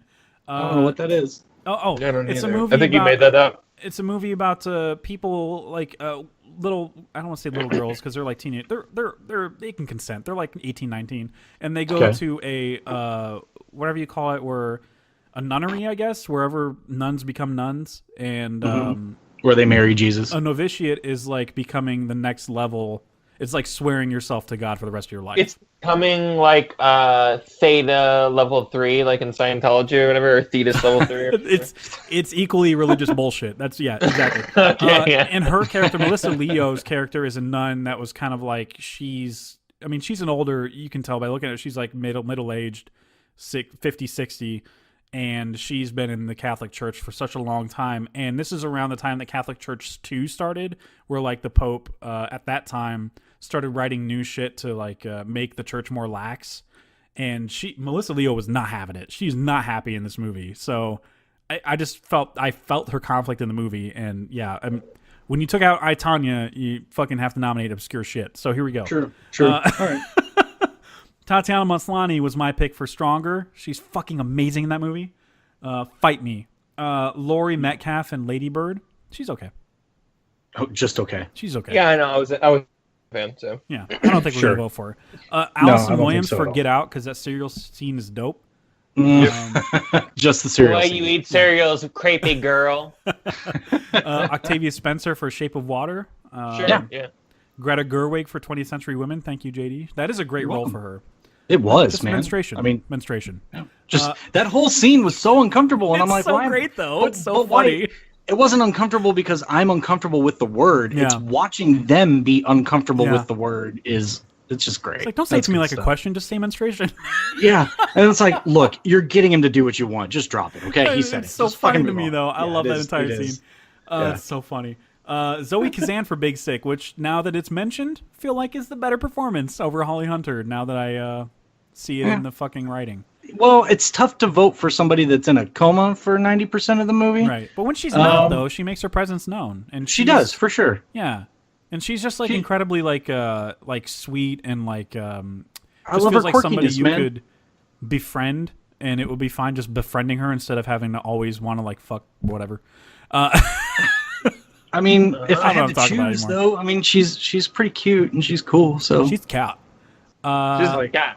But yeah, she's great. You can tell that there's that she portrays that that conflict at the end really well, where she wakes up not knowing what Kumail had gone through, and you can see it on her face, you can see it in the tone of her voice. She just like portrays it perfectly, where she's kind of like, I wasn't there for that, I wasn't awake for that, I didn't see any of that shit. yeah, that's not on me. Yeah, exactly. You need to leave. Like, I'm still mad at you. And I mean, you felt it. You felt that conflict too, because it had to be explained to her over and over again through her mom or her dad or whoever. That she should give him a chance because he's changed through that process. Yeah. And that's the most interesting part of that. It's obviously it's while you were sleeping type shit, but it's the most interesting part of the movie though, for sure. Is like, he did all this loving stuff for her and she didn't see any of it. So I think that's interesting and fascinating. That makes it more genuine. That's love. Love, Tars. Love. Where's the black hole at? Can you quantify that real quick, Tars? Can you send that to Oh me? no, it's not quantifiable. Oh no. Send it to me in Morse code, Tars. I know Morse. I know she'll go back and get the watch at this Beep exact time. beep boop beep. Okay, sorry. Beep boop boop. Longer beep. Longer beep. Okay. What would that fucking take you to do in Morse code? Well, it doesn't matter. Time is irrelevant. One Whatever. bleep, two bleep, I three think, bleeps a lady. I think Tatiana Maslany kind of earns her keep in this category for me. She's not going to win, but as a nominee because of that scene that you man. saw it, right? That scene Yeah, that she I has watched in it the recently. car It's with really good. with Jake Gyllenhaal, where they're like yelling at each other, and it's just, oh Yeah. man, and she's constantly fighting for him against his mother, and Jesus Christ, man, she's just so good. She needs That to be in movie everything. just She needs to be in wrecks more you. stuff, like way more stuff. It's I ridiculous wish that she's not. there were actually clones of her so that she could be in more movies. Yeah, exactly. She was supposed to be, believe it or not, she was supposed to be Jin in Rogue One. Yeah, you've said that, Yeah. man. That would have been crazy. It would not have fit for me. But No, because I imagine much her up for that lead prefer, role. I rebel. based on what Jin ended up being, I much prefer the actress that played her. I can't remember her name. Felicity Jones. Felicity Jones. Yeah, You fucking Whom I don't like, but I liked her in that movie. misogynist. I liked her Sorry. a lot in that movie. Yeah, she's great. She's She's great good in that movie. Yeah. But yeah, I feel like Laurie Metcalf is the one that this is like hers to lose.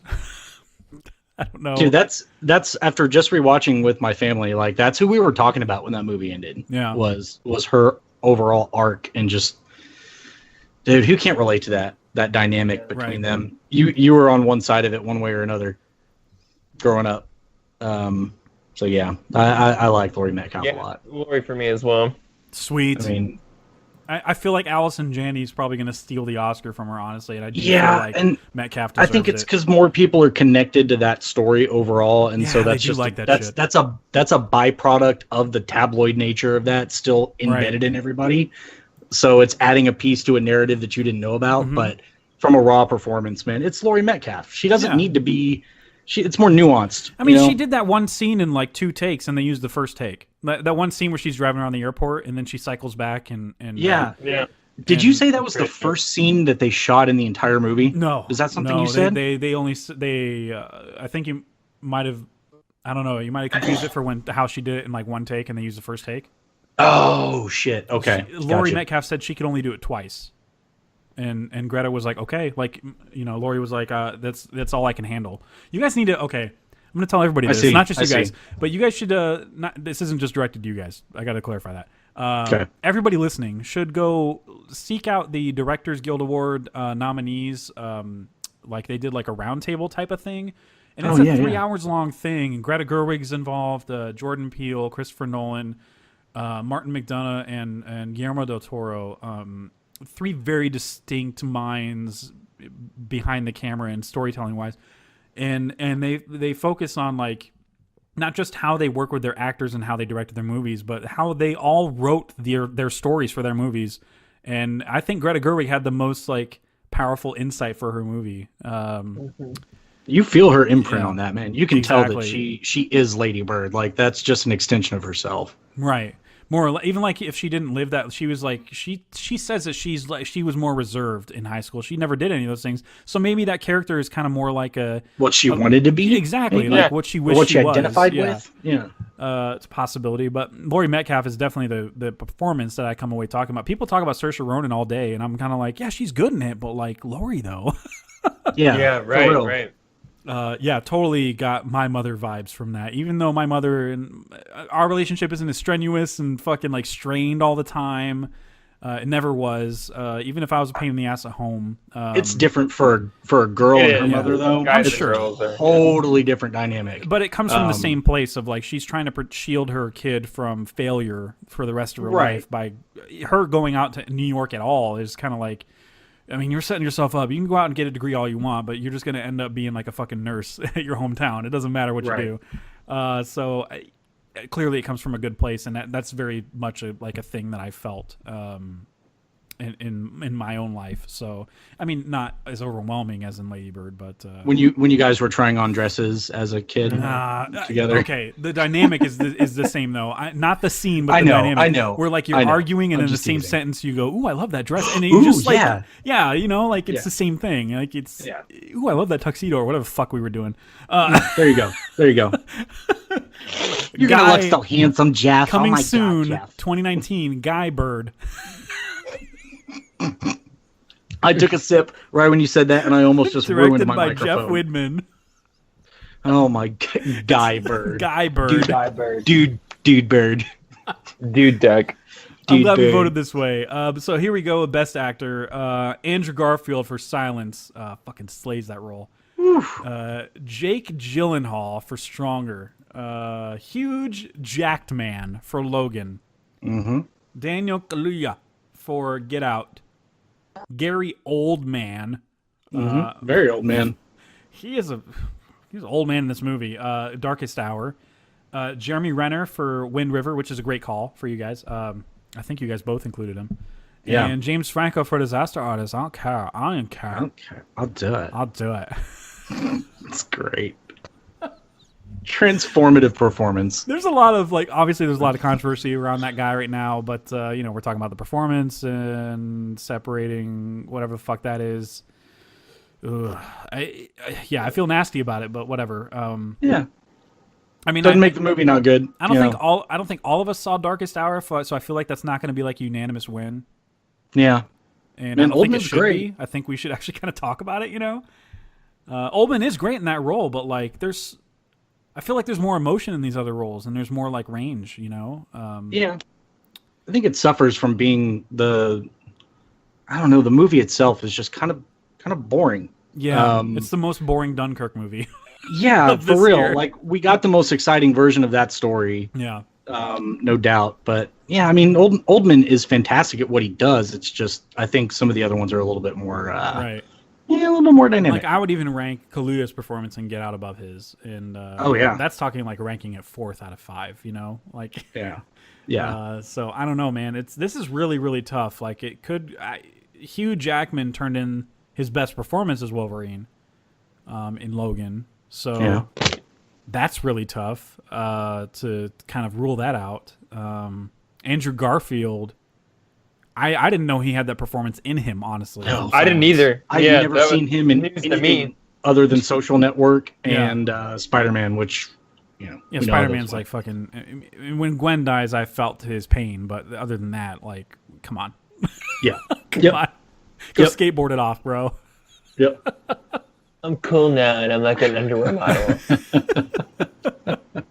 Underwear model Spider-Man. I can't believe Silence was shut out for this because, Andrew Garfield astounds me, man. Was just next level. Like, I feel like had more people seen that movie and not been like completely turned off by the runtime of it, maybe, I don't know what it was, or the foreign nature of the movie or something. If more people saw it, they would be like, "Oh, Andrew Garfield's our next guy for everything. Like, he's our next dude who's in." Goodfellas is like 2.5 hours. I mean, like, I just don't understand. Like, were we just more apt to like watch long movies in the 90s? Yeah, I don't know, man. I don't get it. Maybe because there were less of them in the 90s or something. I have no idea. Maybe, I don't know. But now it's all of a sudden like any time a movie is like over 2 hours and 50 minutes, people are like, I don't think I have time for that. It's like back then, you weren't missing anything. You weren't missing anything in that 2.5 hours. Now you're missing everything in that 2.5 hours. Think of all those bad shows I got to go home and watch. All the tweets I'm not reading and liking. This is really tough for me because Jake Gyllenhaal's a favorite of mine for this year. Like, I don't even know how he did it, honestly, especially the last scene in the movie at the diner and stuff where he's like walking around. That scene is just... I probably spent probably higher than that. 40% of the movie fucking in tears. Like, I just couldn't stop. Oh, yeah. It doesn't stop in this movie. And Gyllenhaal brings oh my God, he inspires so much of that, for sure. And he's not just like a character like, woe is me, you know what I mean? Like, he's actually a funny guy in this role. I think he wishes more people would just talk to him normally through a lot of the movie. Yeah. Because he's surprised that the fact that people refer to him as a hero, like, because he was just such a normal dude before all that happened. And I like that he doesn't really openly accept it. He just kind of deals with it. You know what I mean? It's very like, okay, you're right. He's just kind of like, oh, if this is what I mean to people, whatever. You know, like, I'm just going to talk to these people, and whatever happens, happens.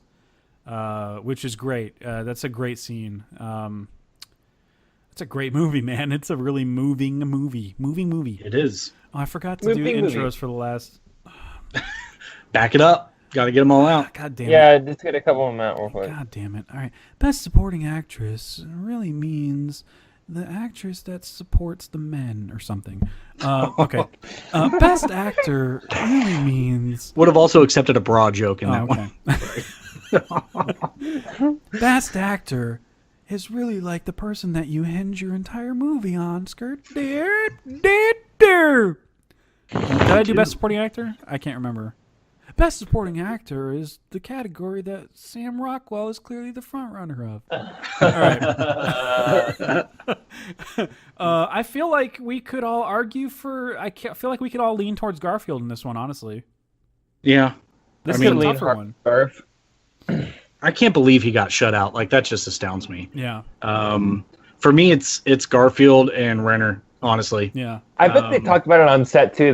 They'll be like, "Hey, man, this is the one that you're gonna get nominated for." Yeah. Oh, sure. And he'll be like, "Nuh-uh, Mr. Scorsese." And he's like, "Yeah, huh." Yeah. And me get nominated. I'll get nominated. Choice Award. Yeah. And then he's like, "I'll get nominated for Best Director too. It's gonna be a good year." And he's like, "Nuh-uh, Mr. Scorsese." He's like, "Yeah, huh. I told you, huh. Yeah." And then And then he was like, and then Scorsese gets, I can't talk. And then Scorsese goes, but it's for a Cucky, and that's on a very, very small podcast. Look, you play your cards right, you're going to get yourself a cookie. The fuck is that? That's what Downey Jr.'s character in Tropic Thunder says to Jay or whatever. He's like, you play your cards right, you get a Teen Choice Award out of this, or something like that. Or Stuckman says that to him, maybe. I don't know. So I feel like we see a more memorable, emotional moment out of Andrew Garfield in Silence when he has to stomp his foot on the face of Christ or whatever. It's too much. It's a lot, dude. It's a lot of emotion in that movie. It's heavy, even if you're not religious. Just from watching people go against their convictions, regardless of what those convictions I grew up Catholic. are. I know how rough it is. Yeah, how much people believe, you know. Yeah. Man, I feel like the front runner powerful, for this year is probably Gary Oldman, I guess. But that could be a legacy snub move too, because they're trying to pay him back a little bit. Because he's one of those. How has this guy not won one yet? That's a good point, though. I mean, he should have fucking won a long time ago. But this is the first Cucky, so we don't have any baggage. We don't have any debt. Nope. I don't owe anybody anything. Nope, nothing. We owe Andrew Garfield a Cucky because he just won for Best Actor. There you go. Congratulations, Good job, Garfield. Andrew Garfield couldn't be here, so we accept this award on his behalf. All right. Best Actress. Skirting women, powerful, well written. Good year for all of them. Yeah, completely. Okay, so here are the nominees that we landed on. Annette Bening, the person who never wins an Oscar, gets nominated for 20th Century Women. Sally Hawkins for The Shape of Water. Frances McDormand for Three Billboards. Saoirse Ronan for Lady Bird. Emma Stone for Battle of Sexes. That's my choice because she fucking kills that role. I missed this one. Damn it. That's fine. It's not, she's not going to win. Michelle Williams for All the Money in the World, which won't win because y'all haven't seen that shit. That's the doctor's pick.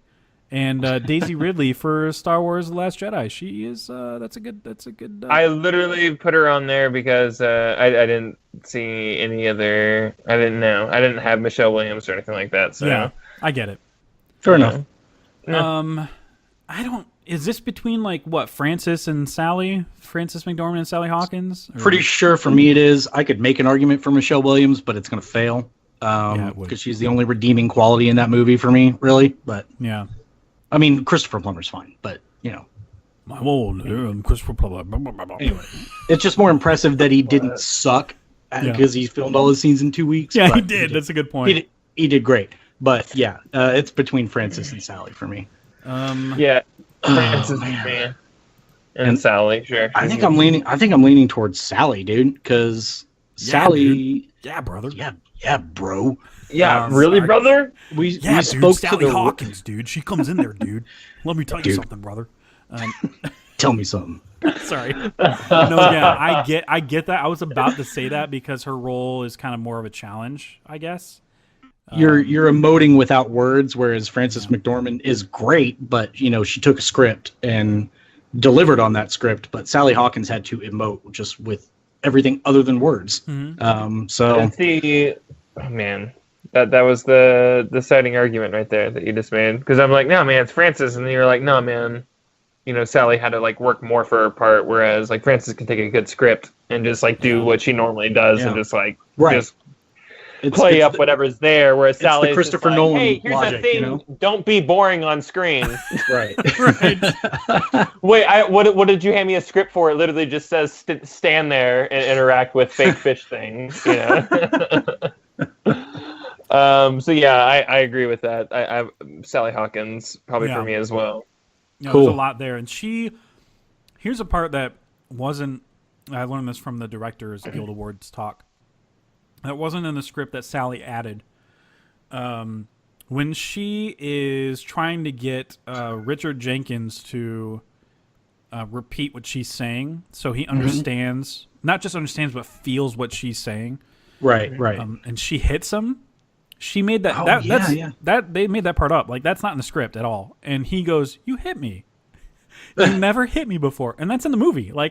He's not scripted to say that. That moment's just not supposed to happen. But it's something that I wonder what take that was then for him to say it that way, but still be in character. Guillermo That's crazy. Said during the whole roundtable that that was a moment where they kept filming it over and over again, and something was just missing from it, and Sally decided to take it upon herself to actually kind of hit him for real.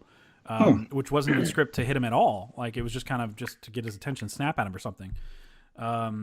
and yeah, it's in the movie, man. Like, it's fucking crazy to think like this spur of the moment thing that an actress can, but actor or actress, whatever, can just come up with on the spot because they know their character so well. So many great moments in movies, though, are like that, where you can peg that big moment down to something circumstantial or happenstance or just improv. It's awesome, man. I feel that emotion too when he's walking away from her for like the final time in that scene, and she smacks the shit out of the wall to get his attention. Yeah, and talks about how they wouldn't be human either if they didn't save him. Such a man. There's so many good moments for her performance in that role. But yeah, Frances is nothing to sneeze at. No, I mean, she does what she does, and it's kind of the Nolan. It's the Nolan approach. Oh my god, I haven't even been watching Sally Hawkins dance. Is this Sadie You son of a bitch!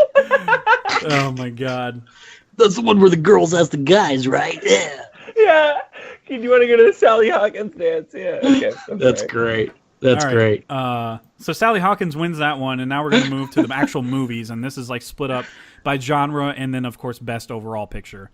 Okay, so I feel like we should start with the most obvious winner, even though this is a good category. Like our favorite category, in my opinion, and I'm sure Kyle's too, is best sci-fi. Yeah. But there's an obvious winner this year, so we should just get it out of the way. Let's do it. So the nominees are Blade Runner 2049, The Discovery. I nominated Marjorie Prime, and I'll explain that one in a little bit. Oakja. Sorry, burped. Wine burp. What? You should have burped out Oakja. Just Oakja. War for the Planet of the Apes. Star Wars: The Last Jedi. We got Shape of Water, and Logan, which is that kind of counts. That counts as sci-fi. You're kind of playing with genetics there. That's a good call. It's kind of obvious that Blade Runner 2049 is a front runner. Just a little bit. What are we even doing here? Major shout out to the Discovery. Major shout out to the Discovery, because that's totally other than underrated. Blade Runner. It's the most sci-fi movie on this list, outside of Blade Runner for me. Pure sci-fi. It's good shit. Yeah, absolutely. Yeah, there's no competition in my opinion. It's Blade Runners. Kyle was your number one too, I think, right? Yeah, for sure. Okay. So that wins. I wanted to explain Marjorie Prime. Marjorie Prime is it takes place in a world where you can upload a copy of yourself to a fake AI program or whatever. And it's kind of like a hologram version of yourself. It's for after you die to help people cope. So it's like altered carbon, but say it's not hologram all the way. altered carbon. Yeah. More or less. But it's kind of like these holograms. Do you think it's like that Black Mirror thing where you get the dead body or you get the replacement person to help cope after they die? Kind of. Yeah, it's kind of like that, but it's a little different because these holograms kind of have to be explained what their memories are a little bit or the context of them. And then by the end of it, you have 3 of these fucking holograms talking to each other about their lives and how convoluted their memories are and distorted they are because somebody else was explaining it to them instead of them actually having the memories. It's kind of like a slower burn, just talking sci-fi, but you get the concept of it from the first scene. John Hamm's in it. I'm trying to remember who else is in it. Tim Robbins, Gina Davis, who hadn't seen. Remember Gina Davis? Where's she been? It's got a gummy smile. Tooth to gum ratio is pretty high. It's a good Stewie. How's it? Got that? All right. We're losing covenant. Really good, yeah. Got that movie been working on? That's nasty. All right. So Blade Runner wins that one, but yeah, Marjorie Prime is cool. It's hard to describe as cool. If you're in the mood for a slower movie, watch it for sure. And cool. You'll ponder on it for a while. It's on Amazon, I think. Amazon Prime. Anyway, Blade Runner obviously wins. Of course, got Prime. It's like self-advertising and shit. Just whatever. I feel like there's kind of an obvious winner in this category, too. Best horror movie. Here we go. My choice. Shut up. You know what? Shut up. Seeing that mouth moving around like that, fucking terrifying. Terrifying, man. So the nominees are... You have Creep 2, that's my pick. Gerald's Game, also on Netflix. Actually, Creep 2 is on Netflix too. Oh, cool. What Get about Out. Creep 1? And Get Where's Out? the first one? Get Out. Yeah, Get Out. It. Yeah. It is one. It. It Comes at Night. And JD nominated Justice League because it's fucking terrifying. Yeah, it's horrifying. Yeah. Like it was the worst, scariest cinematic experience I had all year. Yeah. So I don't understand. It's scary that so many people would go. This is it. This is the version that we want. It's This is so the many cut. higher ups But, like- and executives went, yeah, okay. Yeah. No. That's, This is fun. that Snyder cut, it's just it's out there. It's legendary. It's just being wasted. It is. It's the version that we needed because it didn't is get the fired version. for the movie or version. anything. Yeah. And then use a tragedy to like cover up a gigantic like lie or anything like that, which is Yeah. just creepy to me. But that's fine. That is really creepy and like fucked up for sure. Yeah, there's no denying that. I mean, obviously, Justice League's not going to win. It's a fucking joke nominee. It's the only category I could throw that in. I think it's between Get Out, which we all loved, and It Comes at Night, which we all loved. Yeah. Yeah. I thought Get Out was a comedy though. Yeah, I thought Get Out was a comedy also. Thanks, Golden Globes. Whatever. I guess it's a horror movie. Not scary, is what you're saying. Yeah, man. It's a different kind of horror movie, for sure. Yeah, I think both of these movies are fucking fantastic. Yeah. And they're more focused but on the psychological aspect and what makes you think than what scares you. I think it Comes at Night might have captured that personally for me a little bit more than Get Out. Yeah, I can Yeah, see that. me too. Yeah. I think we saw that one together at like 9:00 in the morning at an early bird, Jeff. Yeah, it was. It was terrifying as fuck, though. We were. And like you're walking out and you're like, I'm scared as fuck, but I gotta eat lunch. Like what the fuck? Like some normal shit kicks in. Yeah. And we didn't know going into it the kind of marketing misdirect too, but we both walked out of it being like, I didn't care that we got lied to because that was fucking great. Get Out's just better on other levels, other elements than horror for me. Sure. If it were best social commentary movie, then yeah, Get Out's gonna win. But for me, It Comes at if we're Night. talking about straight horror, I mean, I think even it could enter the conversation for straight horror because there's a legit horror moments in that movie. Yeah, for real. But it's more of a blockbuster, and I think It Comes at Night. Part of the experience is the title of the movie. Part of the experience, I mean, Kyle already kind of talked about this in the top 10 episode, but like part of the experience is the title of the movie and not knowing what's going to happen and expecting something to come at night, as the title advertises, and even the marketing, and to not have anything about like anything happen like that. And at the end of the movie, you're like, fuck, that was terrifying the whole time. But like, what do I do? What do I do with myself after this movie? Like, well, you're ascribing the word "it" to a thing, but it could also be an emotion or a state of. It's more, it's a study on paranoia. It's more abstract for sure. What obviously the title is meant to inspire that paranoia in you, and it does so effectively, like completely. Overwhelmingly effectively, because the whole time it's just dread and paranoia. That's the entire movie in a nutshell, and it's fucking awesome. So maybe that one should win then. I'm okay with that for sure. Yeah, I'm okay with that. Get Out's got some good horror moments. Like, the only horror moment I can think of is like when they hit the deer, because it kind of comes out of nowhere, and you're like, oh, or whatever. Yeah. Or the beginning, whenever the dude's kidnapped, and you're like, oh, that's it. You know what I mean? It turns into heads. Run! Okay. Otherwise, the rest of the movie, you're like, this is weird. Like, and it's kind of like in a funny way, in a self-aware way. I don't know. There's something else to it. It's a good nominee, scary, but it's just not traditional, though. But it's more of a horror than a comedy. Traditionally. Gerald's Game is very. I don't want to. Entertaining's not the right word, but there's a lot of layers to it for sure. It's not necessarily something that's just like, oh, this woman's tied up in her bed. What's she gonna do?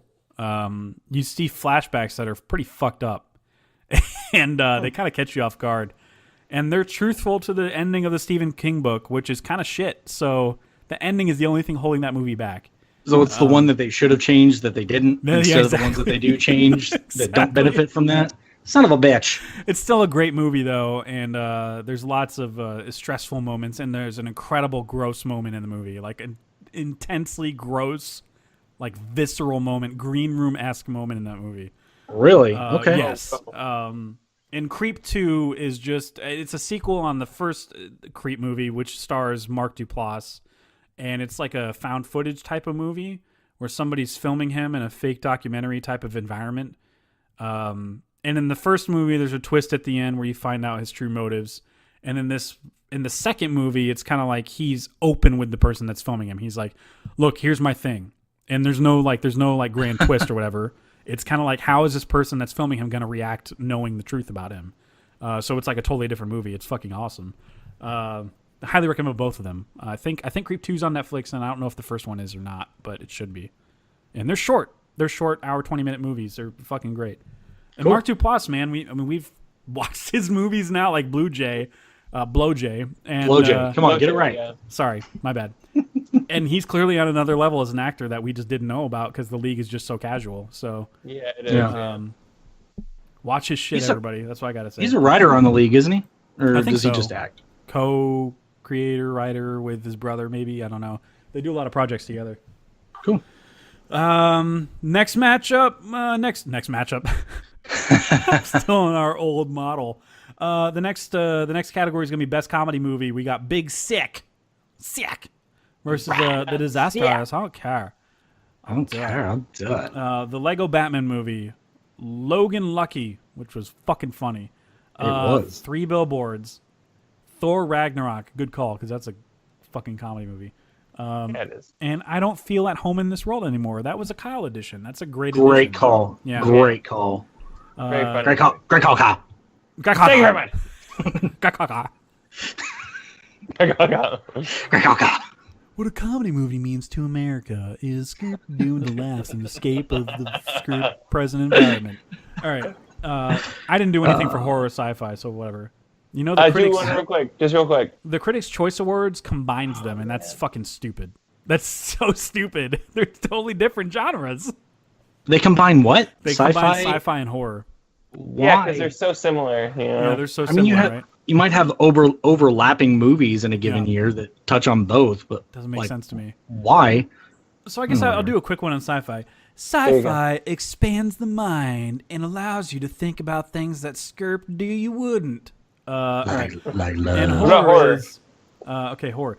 Best horror movie really encapsulates what causes you to shit your pants. All right. Yeah, see, that was good. Yeah, There we go. I like that. Yeah.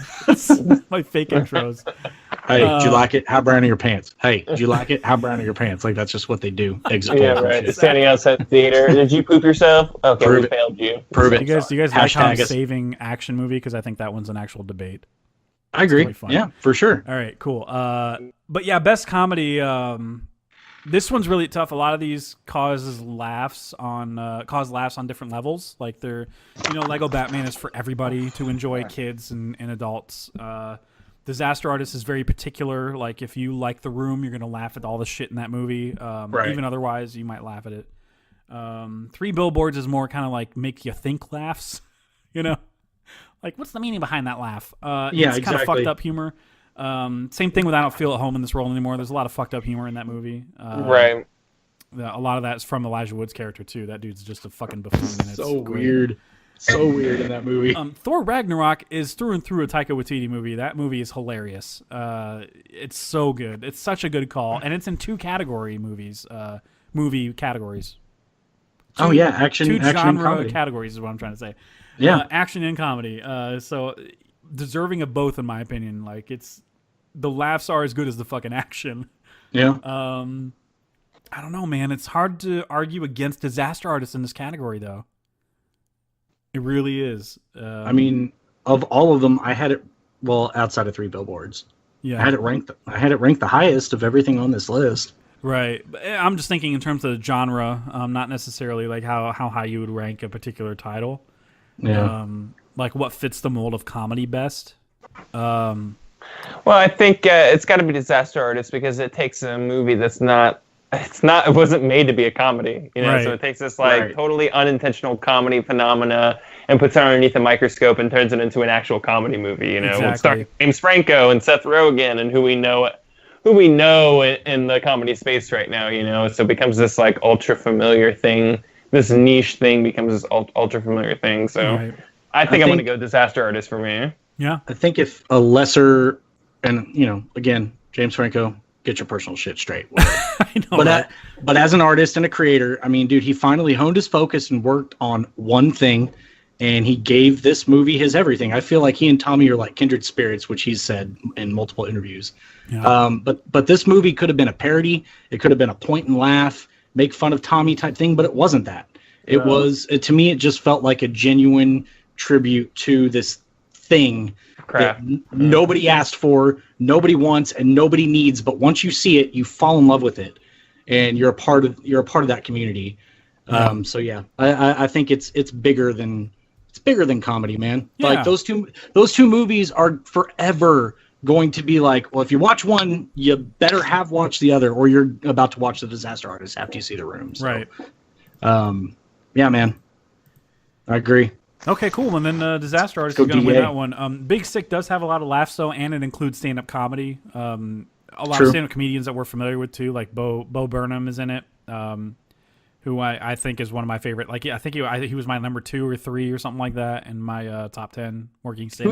Who's your number 1 in that one? Oh, yeah, right. He doesn't exist yet anymore. So Dead Horse? Okay. He doesn't exist anymore. That's right. So my number 1 is Bo Burnham. Shall not be named.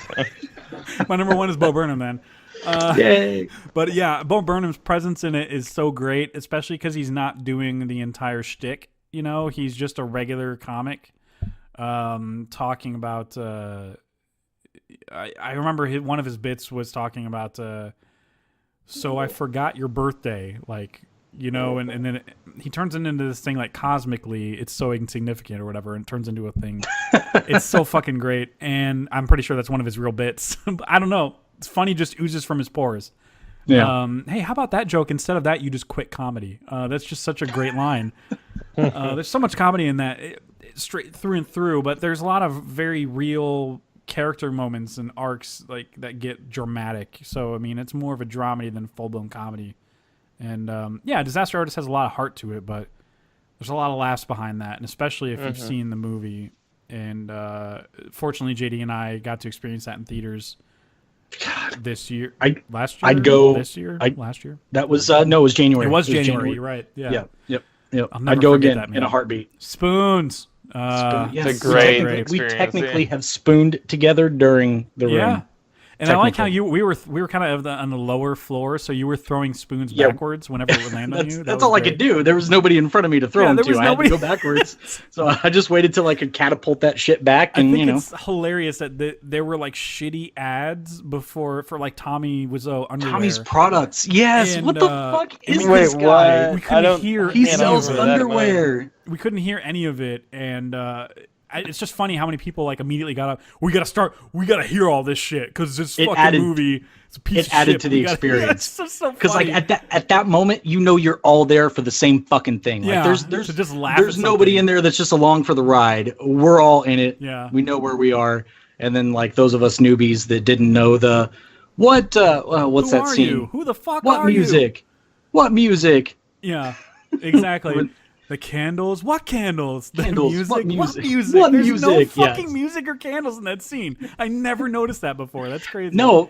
Oh, God, man. That whole experience was just enlightening, and it shouldn't have been. It's a terrible fucking movie. There should be no enlightening around that movie, but God. I'm so happy y'all got to experience that. Yeah. Like, man. One of my favorite like movie-going experiences is seeing that movie live, like in the context of like people going there to like do that, play along with the movie or whatever. Yeah, the Disaster Artist is definitely designed to make you laugh on top of paying homage to something that is so terrible that it's great. It calls out the right scenes that you have questions on, like why is Tommy laughing during the ha ha ha, what a great story, Mark, and you have to I don't know if you know this. I loved how everybody laughed right after the Chris R scene goes down, and then of a sudden on the rooftop when he's like 5 fucking minutes. All of a sudden, Tommy and Mark are just there, and it goes to them running towards Denny and breaking it up, and then it cuts back, and all of a sudden, fucking Lisa and her mom are there. Like, that's so comedic. Everybody meets on the roof in that moment, and it's hilarious. Yeah. And it's funny how they think that's how taking somebody. They go, "We're going to take this guy to jail," and they walk out the guy as if that's how reporting somebody to the police works. Like, that's not how that works at all. It's so fucking great. You have to take them to jail in this city. Look, come on, let's take them to jail. Like, they're cops. They're not fucking cops. What are they doing? Just call 911. I would nominate The Room for this if I could. But Disaster Artist, that's the one that's more designed to make you laugh and also feel things. And they do play with time a little bit. Obviously, at the same showing, Tommy doesn't go up and go, "It's a comedy, like I intended." He doesn't fucking say that. Like that happens years later. That he comes around. It was an amalgam of the general reception. Now the better part of 5 or 6 years, he defended that it wasn't a comedy and it was a angry. super movie. And, right. You know what you're all here for? You're here because it's a brilliant movie. You know, like he's an it's The Room. It's a safe place. He's a delusional person who finally. Yes. Yeah. It's whatever. a safe place. Safe place. Last genre category we have is best action movie.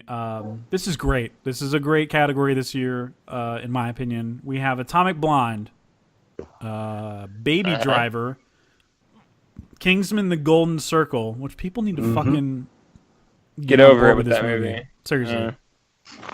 I hate that the director that had a distinct style did the exact same style, but bigger in the second movie. That's what I wanted. I wanted the bigger style. Why did you go fucking see it? Like, I don't know. It was just a little crazy, you know? I'm like, yeah, like the first one. Yeah, kind of like the first one. Yeah. What do you know? It was just kind of crazier. I'm like, yeah, like it kind of had a bigger budget or whatever. Yeah. I don't know. That's just not what I mean. I'm like, no, I get what you mean. Yeah, I just don't agree. But John Wick Chapter 2 is another nominee. I nominated Thor Ragnarok, and then Dunkirk was a nominee, I think, from JD, right? Yeah, that was kind of a... Take it anywhere, huh? I needed a fifth. I mean, you know. Just trying to get to win anything, huh? Because, like, if by action you mean, as you've pointed out, Kenneth Branagh looking at shit all the time, then... and saying that home. Wins. Home. But, I mean... Action from the sense that action should cause tension, and that movie does that. So there you go. Does that. Yeah. That's not a bad call. Kyle, did you have any different ones? I can't remember. Did you nominate something different from the MCU or? I did not. Oh, okay. All right, cool. Well, I mean, I think I purposely put Thor Ragnarok in there. Thor Ragnarok. I purposely put that in there because the action scenes are some of the best, like, earned superhero action moments that I'd seen in a while. Like the build up to him discovering his true inner power at the end of the movie, and just fucking annihilating people with like his bare hands and with his power, and like spinning his body around and like making fucking people fly off the bridge and stuff. It's just, there's so many great action moments in this movie. And not to mention the Thor versus Hulk fight is great. We're friends from work. Yeah. Like that line. I don't care how many times I've seen that in the trailer. It still landed in that moment. Yeah, Chris Hemsworth's so genuine in that moment. And then the beginning too, when he's fighting actual the guy who's the fucking Ragnarok. I can't remember his name, but he's fighting him and all of his animal minions or whatever the fuck. Oh, and it's a great action moment. Like, it's just him seeing him manipulate Mjolnir and how the camera's following Mjolnir as it's hitting people and stuff. And it's just great action moments in that movie. That's why I nominated it, but I don't think it stands a chance against people. I don't think it stands a chance against the directors of John Wick, the first one. Because you have John Wick Chapter 2, which is one of the directors of John Wick, and the other one did Atomic Blonde. And these are like the best directed action movies like of the year, period. Like, it's just how they choreograph and shoot these action scenes to where you don't miss anything, and it feels like you're actually watching these people go through these moments and stuff. Especially Atomic Blonde, that fucking single take. I don't care if there's trickery involved. That's a 14-minute scene. Yeah. The stairwell scene? Yeah, like, exactly. The stairwell scene, and then all the way back down, and then into the car, and then it's a car chase all of a sudden. It's fucking insanity. Like, it's just... I've never seen anything like that in an action movie. It does take a while to get there, and there's still great action scenes in between that. This is really tough, man. This is a tougher category. Because I still think Kingsman Golden Circle is fucking great, too. So... Yeah, and I really like John Wick 2, man. It's got the best shotgun scene in any movie ever. What? How do I not remember this? The shotgun scene? Yeah, I have to watch the It's movie in the again. tunnel. Oh my god, dude, it's legendary, man. And then the scene where they're shooting like through the fountain that's like shooting up and everything, and then they have that like very casual silencer fight. Oh where my like god! one's Yeah, elevated and with one's Conan, not. so yeah. There are good. tons and tons and tons and tons of really amazing like action moments in John Wick 2. Man. Yeah, I think I'm gonna have to go John Wick 2 if I'm gonna like shoot man. out a fucking. I think if it was based on one scene and one scene alone, it'd be Atomic Blonde for me. But yeah, the whole fucking movie of John Wick 2. There are is multiple insane. standout action moments for me for John Wick 2. Lock it in. It's the winner. I don't mind it. I just I ranked Atomic Blonde in terms of like in general rankings. I ranked it a little bit higher than John Wick 2 for its action, and I ranked even Kingsman even higher than that for its action because it was just balls to the wall the entire time, and they were just doing inventive things with the camera work, especially like the intro. And, the intro's awesome. And when you finally see the Viper, whatever the fuck his character's name is, Whiskey or whatever, you finally see him actually in action and shooting people and shit. You're like, God damn, this dude's a fucking badass. It's crazy how badass he is. I was just getting more and more pumped every time an action scene happened in Kingsman Golden Circle. So I ended up ranking that pretty high and ended up getting kicked out of my top like 25 or whatever. But it was still like pretty high in terms of like 30 or 40 or whatever. Whatever. John Wick Chapter 2 is fucking great. It's the action scenes are hilarious. He does the thing with the pencil that we've finally been waiting for. So yeah. He does it like twice or whatever. He does ridiculous shit. It's awesome. I love that Keanu keeps coming back for this. I love that the same director keeps coming back for it. I can't wait for the third one, dude. Next year. Like John Wick appeals to the MacGyver, in me watching that show because he gets so creative with what he does. Like Kingsman, it's all tech, and not diminishing the action at all, but those guys know that they have those tools at their disposal in a lot of their action scenes. John Wick's just fucking doing whatever. He'll beat your ass with a coat hanger. Like seriously, if he runs out of bullets, he'll fucking take you down with like a bottle of Febreze. Yeah, you just might as well hope he doesn't run out of bullets. I'd rather be shot than like die. That's true because if you get shot, you're getting shot in the head. Because the guy has more confirmed headshots than like anybody in movie history, right? In my opinion, it's earned. I dig it. Cool, man. Well, we got one category left. It's Best Picture. Oh, our Best Picture. The Best Picture. Here it is. Last, huh? As determined by the Entertainment Champions podcast, the Cucky, the final Cucky that we're going to hand out. Best Picture really means Actually, you know what? They don't even do an intro. By the time the Oscars get to Best Picture, somebody super famous comes out and they just go, and the nominees are, because they're out of time every fucking time. No, somebody super famous comes out and then reads the wrong fucking card is what they do. Moonlight's going to win this one. All right. La La Land. All right. The nominees we have are Blade Runner 2049.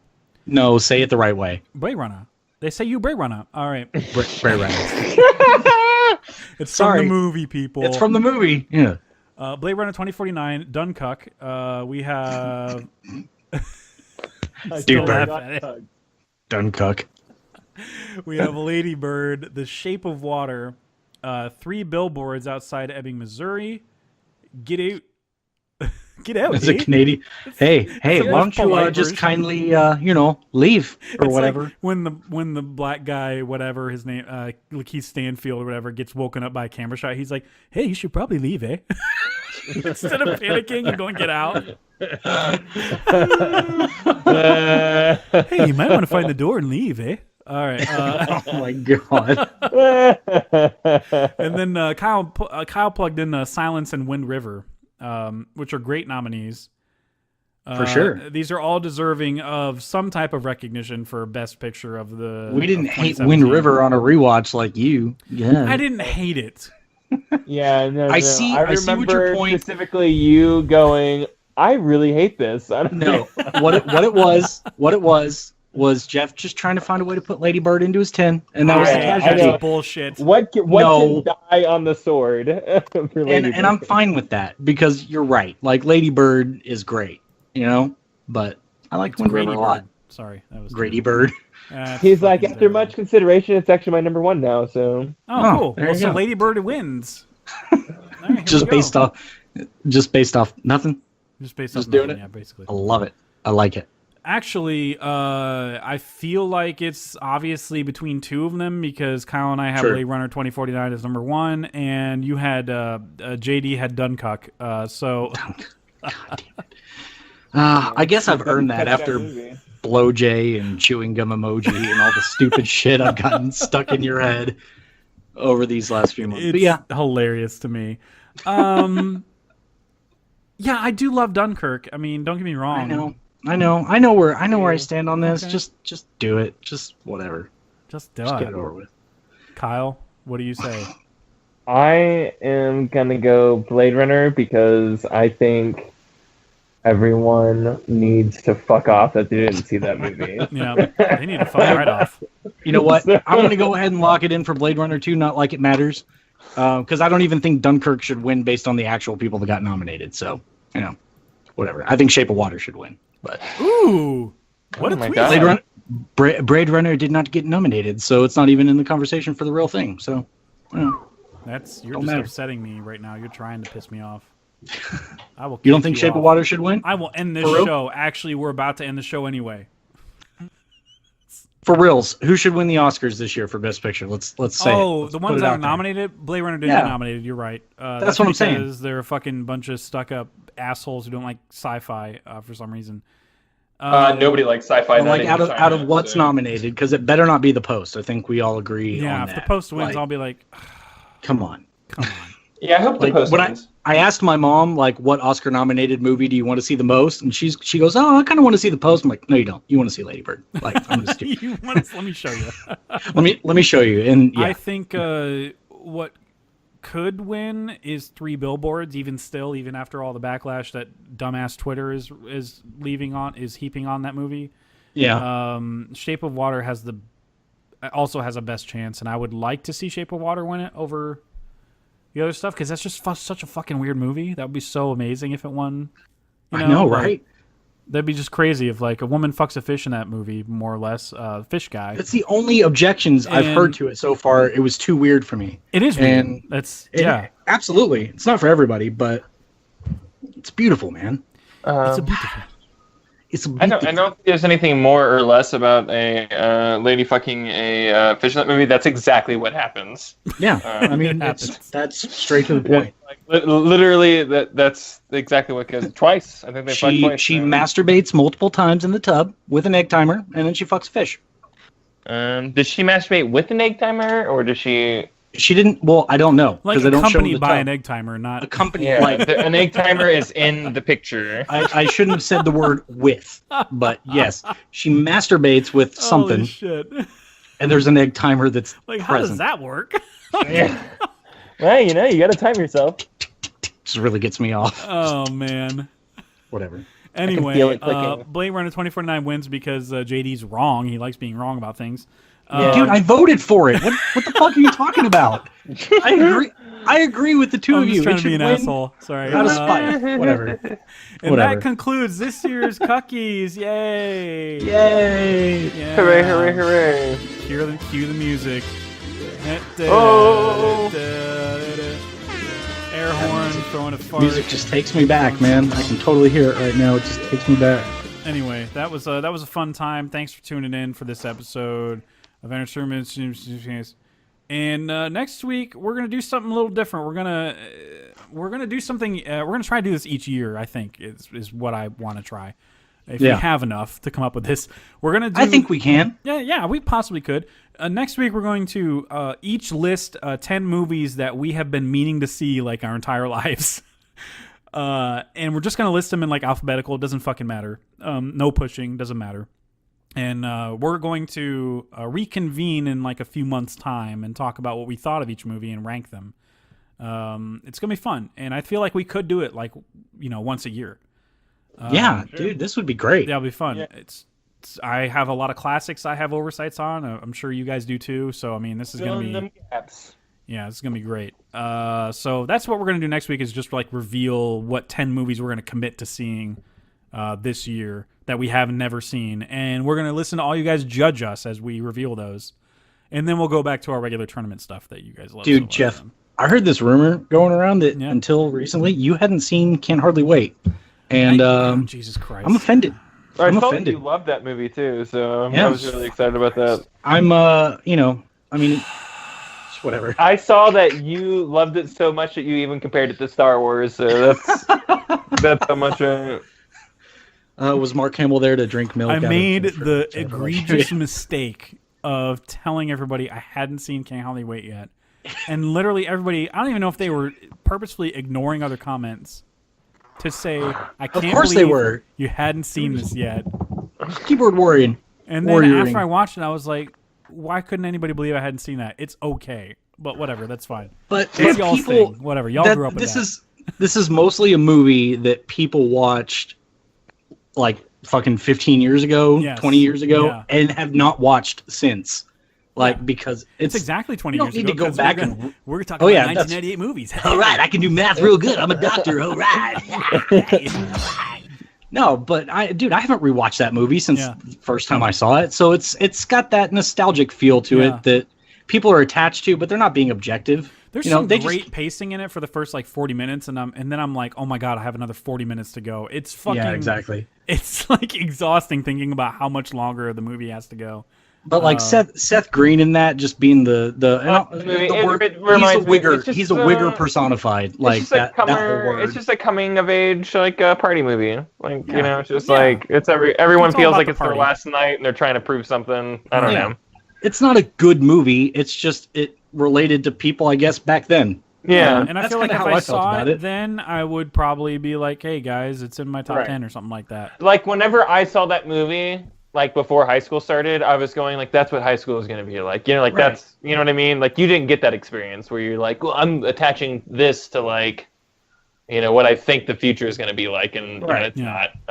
House parties are not like that. No. Not at all. But yeah, we'll get to that. We'll get to that shortly after Infinity War. It looks like when I have 1998 movies scheduled, and you guys can chit chat about it and how mentions or something or whatever.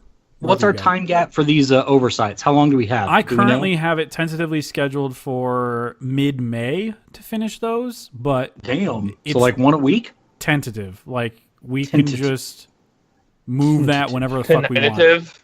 It's tentative. It's tentacle porn. Sorry, what? Tentacle porn. It's tentacle porn, so you can just watch whenever you want. Okay, so good. There we go. No, but really, we could just push that whenever we need to. Because we're gonna need like 3, 4, or 5 months on that one. Because a lot of the movies I have listed, especially, are like 3 hours plus. So, yeah, I have a lot of classics that are oversights because of length. So. Kyle has, The Godfather's almost 3 hours. Godfather Part 2. Yeah, that pacing in that one, you're not going to want to stop it. It's so good. Watching that movie. It's 2 stories side by side, and it's fucking, oh my god. Yeah, it's so good. We'll see. Everyone says, oh, it's like one of the best movies ever created. We'll see. Have you seen the original Godfather or not? Yeah, I've seen the original Godfather. I wouldn't put 2 for 1. Yeah. Okay. I mean, I'm just making sure because we'll see. 1 is good. One's fine. It takes a hell of a lot of 1 is like the longest movie in the entire world, and then some really cool stuff happens. But it takes a long time to get there. It does. Two doesn't have that same problem, man. I don't think it does either. That's why I love it more. And well, that's why everybody loves it more. It is like performances, like the greatest sequel of all time, according to a lot of people. So you get to see why these 2 guys that are now basically caricatures of themselves are caricatures in the first place. Like this is where it all fucking started for the both of them. Outside of, obviously, fucking Michael's character was in the first movie. But fucking De Niro, man. Oh my god, he's so good. I'm Al Pacino in the 70s. How's it going? Hurrah! That's him in like the 90s. In the 70s, he's like, how's it going? I'm Al Pacino. I didn't fuck up my 70s voice. Pacino, is that you? Yeah. I can't do late, Pacino. That's terrible. Oh my god. I can do do the face. You're doing the face. I can hear you doing the face. Yeah. Kyle, I'm glad we both pick up on that. Like we can just done. You can hear it. Like I'm an intern, and Hathaway. It's because you got to breathe through your nose. You can hear the. Yep, that's what I'm trying to do. Because you're doing the mouth thing. You know me too. That's what we hear. Yeah. Oh man, shit. All right, well, stay tuned for that episode. I'm Jeff Whitty, WIDDY on Twitter and on Letterboxd. You can find us on EoC Pod on Letterboxd, and find us on iTunes and YouTube and Facebook, and like and subscribe and comment, and SoundCloud. We're on there too. We just want to fucking interact with people. Don't forget Amazon. And Amazon, which we're totally not on. I totally just like stole that shit from like 10-minute podcast says at the beginning of every episode. And I just steal it. I just steal that shit from, because that's how their show flows. And I listen to way too much 10-minute podcast, man. It's fucking Will Sasso's fault. That's where I get that. It's the old episodes where what's his face used to be on there. What's his face? Pretty boy. Crystalia. Crystalia, and he used to do the whatchamacallit. Oh my God, why am I tripping over words? They're so hard. The Jean-Claude Van Damme accent all the time. Oh yeah, he would do that. Yeah. I believe so hard that so hard. And he would say his words like really lazily, like "you stupid." Like it's you stupid. Yeah. He was a good judge on that comedy show that you turned me on to, Jeff, because Mayer was going to be a judge on it. Yeah, he was a good judge on that. He was on there. Yeah. Roast battle. Battle, yeah. He's fucking funny. Crystalia is funny, man, and he's got his podcast where it's just him solo, and it's kind of a lot because it's like an hour plus each episode, but like he's still funny as shit just by himself. It's just crazy. Funny oozes from his pores. Yeah, I don't have time for any other podcasts, man. Sadly, I don't have time for any I don't either. I barely have time to listen to the funny shit that we talk about. Between surgeries, how do you have time for anything? I don't understand. I mean, I try to turn it on. I like a little Pink Floyd during my surgeries. Oh yeah, that's fine. I wish I could nap. All right, that's. Wish you were here. Oh my God, I can't even think of a good pun. Fucking wine. Pink Cuck Floyd. I don't know. Cucking away the moments that make us. Hey, guess what? In a few weeks' time, we'll be talking about our top 10 classic rock songs. So you get to talk about Cuck Floyd all you want. Oh man! Hold on, wait. Did I miss this? Yeah, I mean, I must have too. Because we're seriously doing classic rock songs? Yeah, top 10 classic rock songs. Jeff, I'm always drunk. What the fuck? Why do you guys not get this? I'm you literally can't just present ideas to me all time. Wait, so what are we calling classic rock? Like, what's the year cutoff? It's like 60s, 70s. Okay, 60s and 70s. Yeah, so okay. like so songs, Queen, not album songs. Queen, Beatles, and fucking what we just said, Pink Floyd. One entry per artist. Yeah, I would keep it one entry, but otherwise it's just like let's just do top 10 Beatles or Queen songs. It's just fucking crazy, Oh my God, it's gonna be fun and stressful. It's gonna be fun. So it's gonna be fucking Jimi Hendrix, and it's gonna be fucking. Okay, cool. No, I get it. Oh yeah, Jimi Hendrix. Yeah, that counts. You could literally just Google top 10 classic or top best or just best classic rock songs, and it just comes up with like a fucking big ass list. Yeah, nice. I've got them all on my iTunes somewhere. All my choices are there. On my Spotify, and I've dreamt of this list, so I'm excited. All along the Kyle, all along the Watchtower, man. I know it's. Which version? The Battlestar Galactica version, Jeff. Oh Jesus H Christ! With this show, they use the Jimi Hendrix version. Fuck this show and everything it stands for. Watch it. I hope that show got cancer and went out miserably. Funny thing is, cancer is an astrological sign, and so that plays into the whole thing. And cancer is actually a big. Kill me! Yeah, that's right. Big plot point. Shoot me in the dick. Oh, that's cool, you're gonna love that show so much. It's gonna be great. That's really all great. Of this has happened, and it will happen again. That's really Jeff has already seen the show. Jeff has already seen the show. He will watch it again. I know. You've already experienced and enjoyed the show, but this is the cycle where you're going to experience it again. So. For sure. Yeah, and you know what? God loves you. He does. The Cylon God loves you. Oh, that's good. The one true Cylon God. The one true Cylon God. Yes. Yeah. If you thought there was going to be no religion on this show, you were wrong. Oh, you were wrong. I'm Guy's Balta. I would say it's like 90% religion. This show. Yeah. Well, it's like 80% religion, 20% action. I would say it's 80% religion, 20% Guy's Balta. I'm Guy's Balta. You guys are gonna like what I was doing as you were talking about that. Yeah, you were farting. Show. I know you did the fart fucking thing. I know you did the fart fucking thing. I don't know what you're talking about. I am so mature. You know what? You just don't know yet, all right? And I got Kyle on my side now. And we're an army, and we are championing. I watch every sci-fi show now. Is that what you want to hear, humanity? Kyle's on your side. He's on my side now. Is that he's what on you my said? side. Yeah, Right. that's what cool. I said. Good said for it. you. Good I for you. said it. Yeah, you know what? Frack you, buddy. Oh Frack you. God, not this dumb shit. All right, Look, so they did. Look, okay, here we're we done. go. We'll talk about this off And mic. we're ending the episode. Here we go. And Kyle, do you have shit to say about where people can find you? I wish you would just find me over at subculture.com or all the subcultured stuff. Too much drinking. You started this so song. early. This is ridiculous. Subway. Find me at Subway. Your nearest Subway. You can find me over at Subway. I play music, but not well because I know no instruments. I got you, brah. JD Hero. How's doctoring going? Doctoring is fine. It's getting in the way of my Battlestar Galactica cucking. Battlestar Galactica. Yeah. That's, Yeah. Yep. But fits. yeah, other than that, I've only had like fits. eight people die this week. Only 8, so that's Greg, good. Coming in, can you coming in milk low. me? Can you milk me? Milk me. Geppetto, it was he just milked it into a little saucer. You Just guys, I hate that his name was movie. Geppetto. You don't like Meet the Parents? No! What the fuck? Have you ever seen Can't Hardly Wait too? I'm the only Fuck, God, person that's in the egregious. world who I'm just like, I get it, guys. Like, y'all, everyone loves it.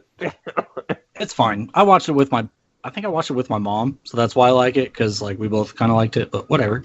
I didn't like the spin-offs. I've just been watching it for years. That's all it is. That's why I like it. And Maybe I hate it because of some of its parts, like the sequels and everything. The sequels fuck are those sequels. terrible. So hard. Yeah, they ruined It's it. like, they're just doing this joke over again, aren't they? Okay. No, it's fine. That's fine. Come on, the original bomb on an airplane, that was fucking funny, because that was right after 9/11. That was funny. Oh, bombardier. Yeah. What if I was a bombardier in I World War enjoy- II? Bomb. I enjoy Ben Stiller awkward humor more than most people. I will admit Yeah. that freely. Yep, I agree. Ooh, I got a burp cast. Here's my spectrum of Ben Stiller. I like Heartbreak Kid more than I like Meet the Parents. Fucking Heartbreak Kid. That movie is fucking terrible. I've never seen that. I know, that's... Yeah. So you're Here's talking about being like, I like the weird one. No, I like the weird one. Here's what I like about Heartbreak Kid. Malin Ackerman is naked in it. There you go. That's the end of the movie. That's the end of the story. That's the end of the things I like in that movie. I'd rather me be the stiff end of that equation than her acting. Yes. Hey, all right. Not wrong. Not wrong. She's okay She's in that gorgeous. movie. Yeah, she's fine. She's better than Hawk, whatever the fuck boy's girlfriend and Watchmen. Hawk boy. Ow, man. Yeah, Owl Man. There you go. Thank you. Owl Boy, the video game superhero. She's naked in that too, though, and that's great. Good She for gets her. naked a lot because she can't act. Yeah, thank you. But That's you weren't all it allowed to is. say that, so... I'm sorry. Yeah, Because you're she's not allowed to say empowered, that. Yeah, JD. you're sexist if you say that. Look, be empowered. That's fine. Just nobody's expecting you to deliver a good performance ever. No, never. Nobody. Even in fucking Billions. She's in the I shitty. think that's why you keep on coming back to Children's Hospital, because you're only capable of delivering lines bad, which they want you to do that on They purpose. want- yeah, they want you to It's do that purpose. so that everybody's like, okay, when's she gonna take her shirt off? She When's that gonna happen? is in the shitty Rampage video game movie No. with The Rock. Really? So The Rock's over there yucking it up with his giant ape, right? How And how she's in it close going, are these 6 "I'm Rock asleep at movies the that we're getting this wheel." year? So when Skyscraper Crap is coming out when? Skyscraper? Yeah. Skyscraper? Name. The Octo not gonna see it, so I have no idea. I know, but how many October? bad movies is he gonna be in this year? It's 6. So he's gonna be in those 2 this year, and then next year he has the spin-off coming out Suicide Squad. For him and Jason Statham's character for Fast and Furious. He's going to be his character in Suicide Squad, so is the rumor or whatever also. Wait, who's in Suicide Shazam. Squad? Black Adam. He's going to play the Black Adam character. Oh yeah, that's right. He's gonna be like the villain or whatever. That was the rumor. Yeah. Yep. Okay, that's fine. You know what? I can't get excited for his projects anymore. I just can't. I know people like Jumanji or whatever. I still haven't seen it, but Yeah, I'm waiting for that one to. whatever. Yeah, I'm just not... There's not even a waiting game going on for me. No, me neither. I'm just like, oh, he's doing stuff still? Cool, good for him. Whatever. I don't give a shit. Sorry, Rock, if you listen to this podcast. Fucking why would he? You guys really bummed me out, guys. I'm gonna go eat my 10,000 calorie a day meal. He just sends all of us like a hand-drawn and people's eyebrow. unsubscribe. Yeah. Fuck. Oh, man. Anyway, that's the end of the episode, and we're getting drunker as we talk. Yeah. This has gone on like 20 minutes too long. This is great. It has. We ended the episode like a long time. I already played the I Love Lucy thing. I can't play it again. I don't have the copyrights. This is so us. This is so us. That's Yes, the, guys, that's the this is spin-off. so This- US. That's the I wish we could lighthearted get spin-off. drunk and start at 4:45 every time we record. Yeah, I Yeah, know. that- And I still Because have like dinner, you guys. I still have my whole night ahead of me. Yeah, me too. This Now is I can enjoy great. my whole night. Like, I can go do things. I'm gonna go drive drunk and get food. I'm gonna go some drive buffalo drunk cheese and soup. go get $17 worth of Taco Bell, which is like Guys. impossible. You guys, I'm kidding. I'm not gonna drive drunk. It's a Me joke. neither. I don't think I could spend $17 at Taco Bell if I tried. Like that's impossible. That's like yeah. I don't think. That's their I don't cap think is they're- 15. They're like, you ordered too much Yeah. food. You ordered our Yeah. whole inventory. Like literally one of everything. Yeah. Fuck. Fucking God. Fucking Diarrheaville. Just That's end what it, that Jeff. place should be called. Just end this. Yeah, I should just end it. Hey, just- high pitched. I got the high pitched ending.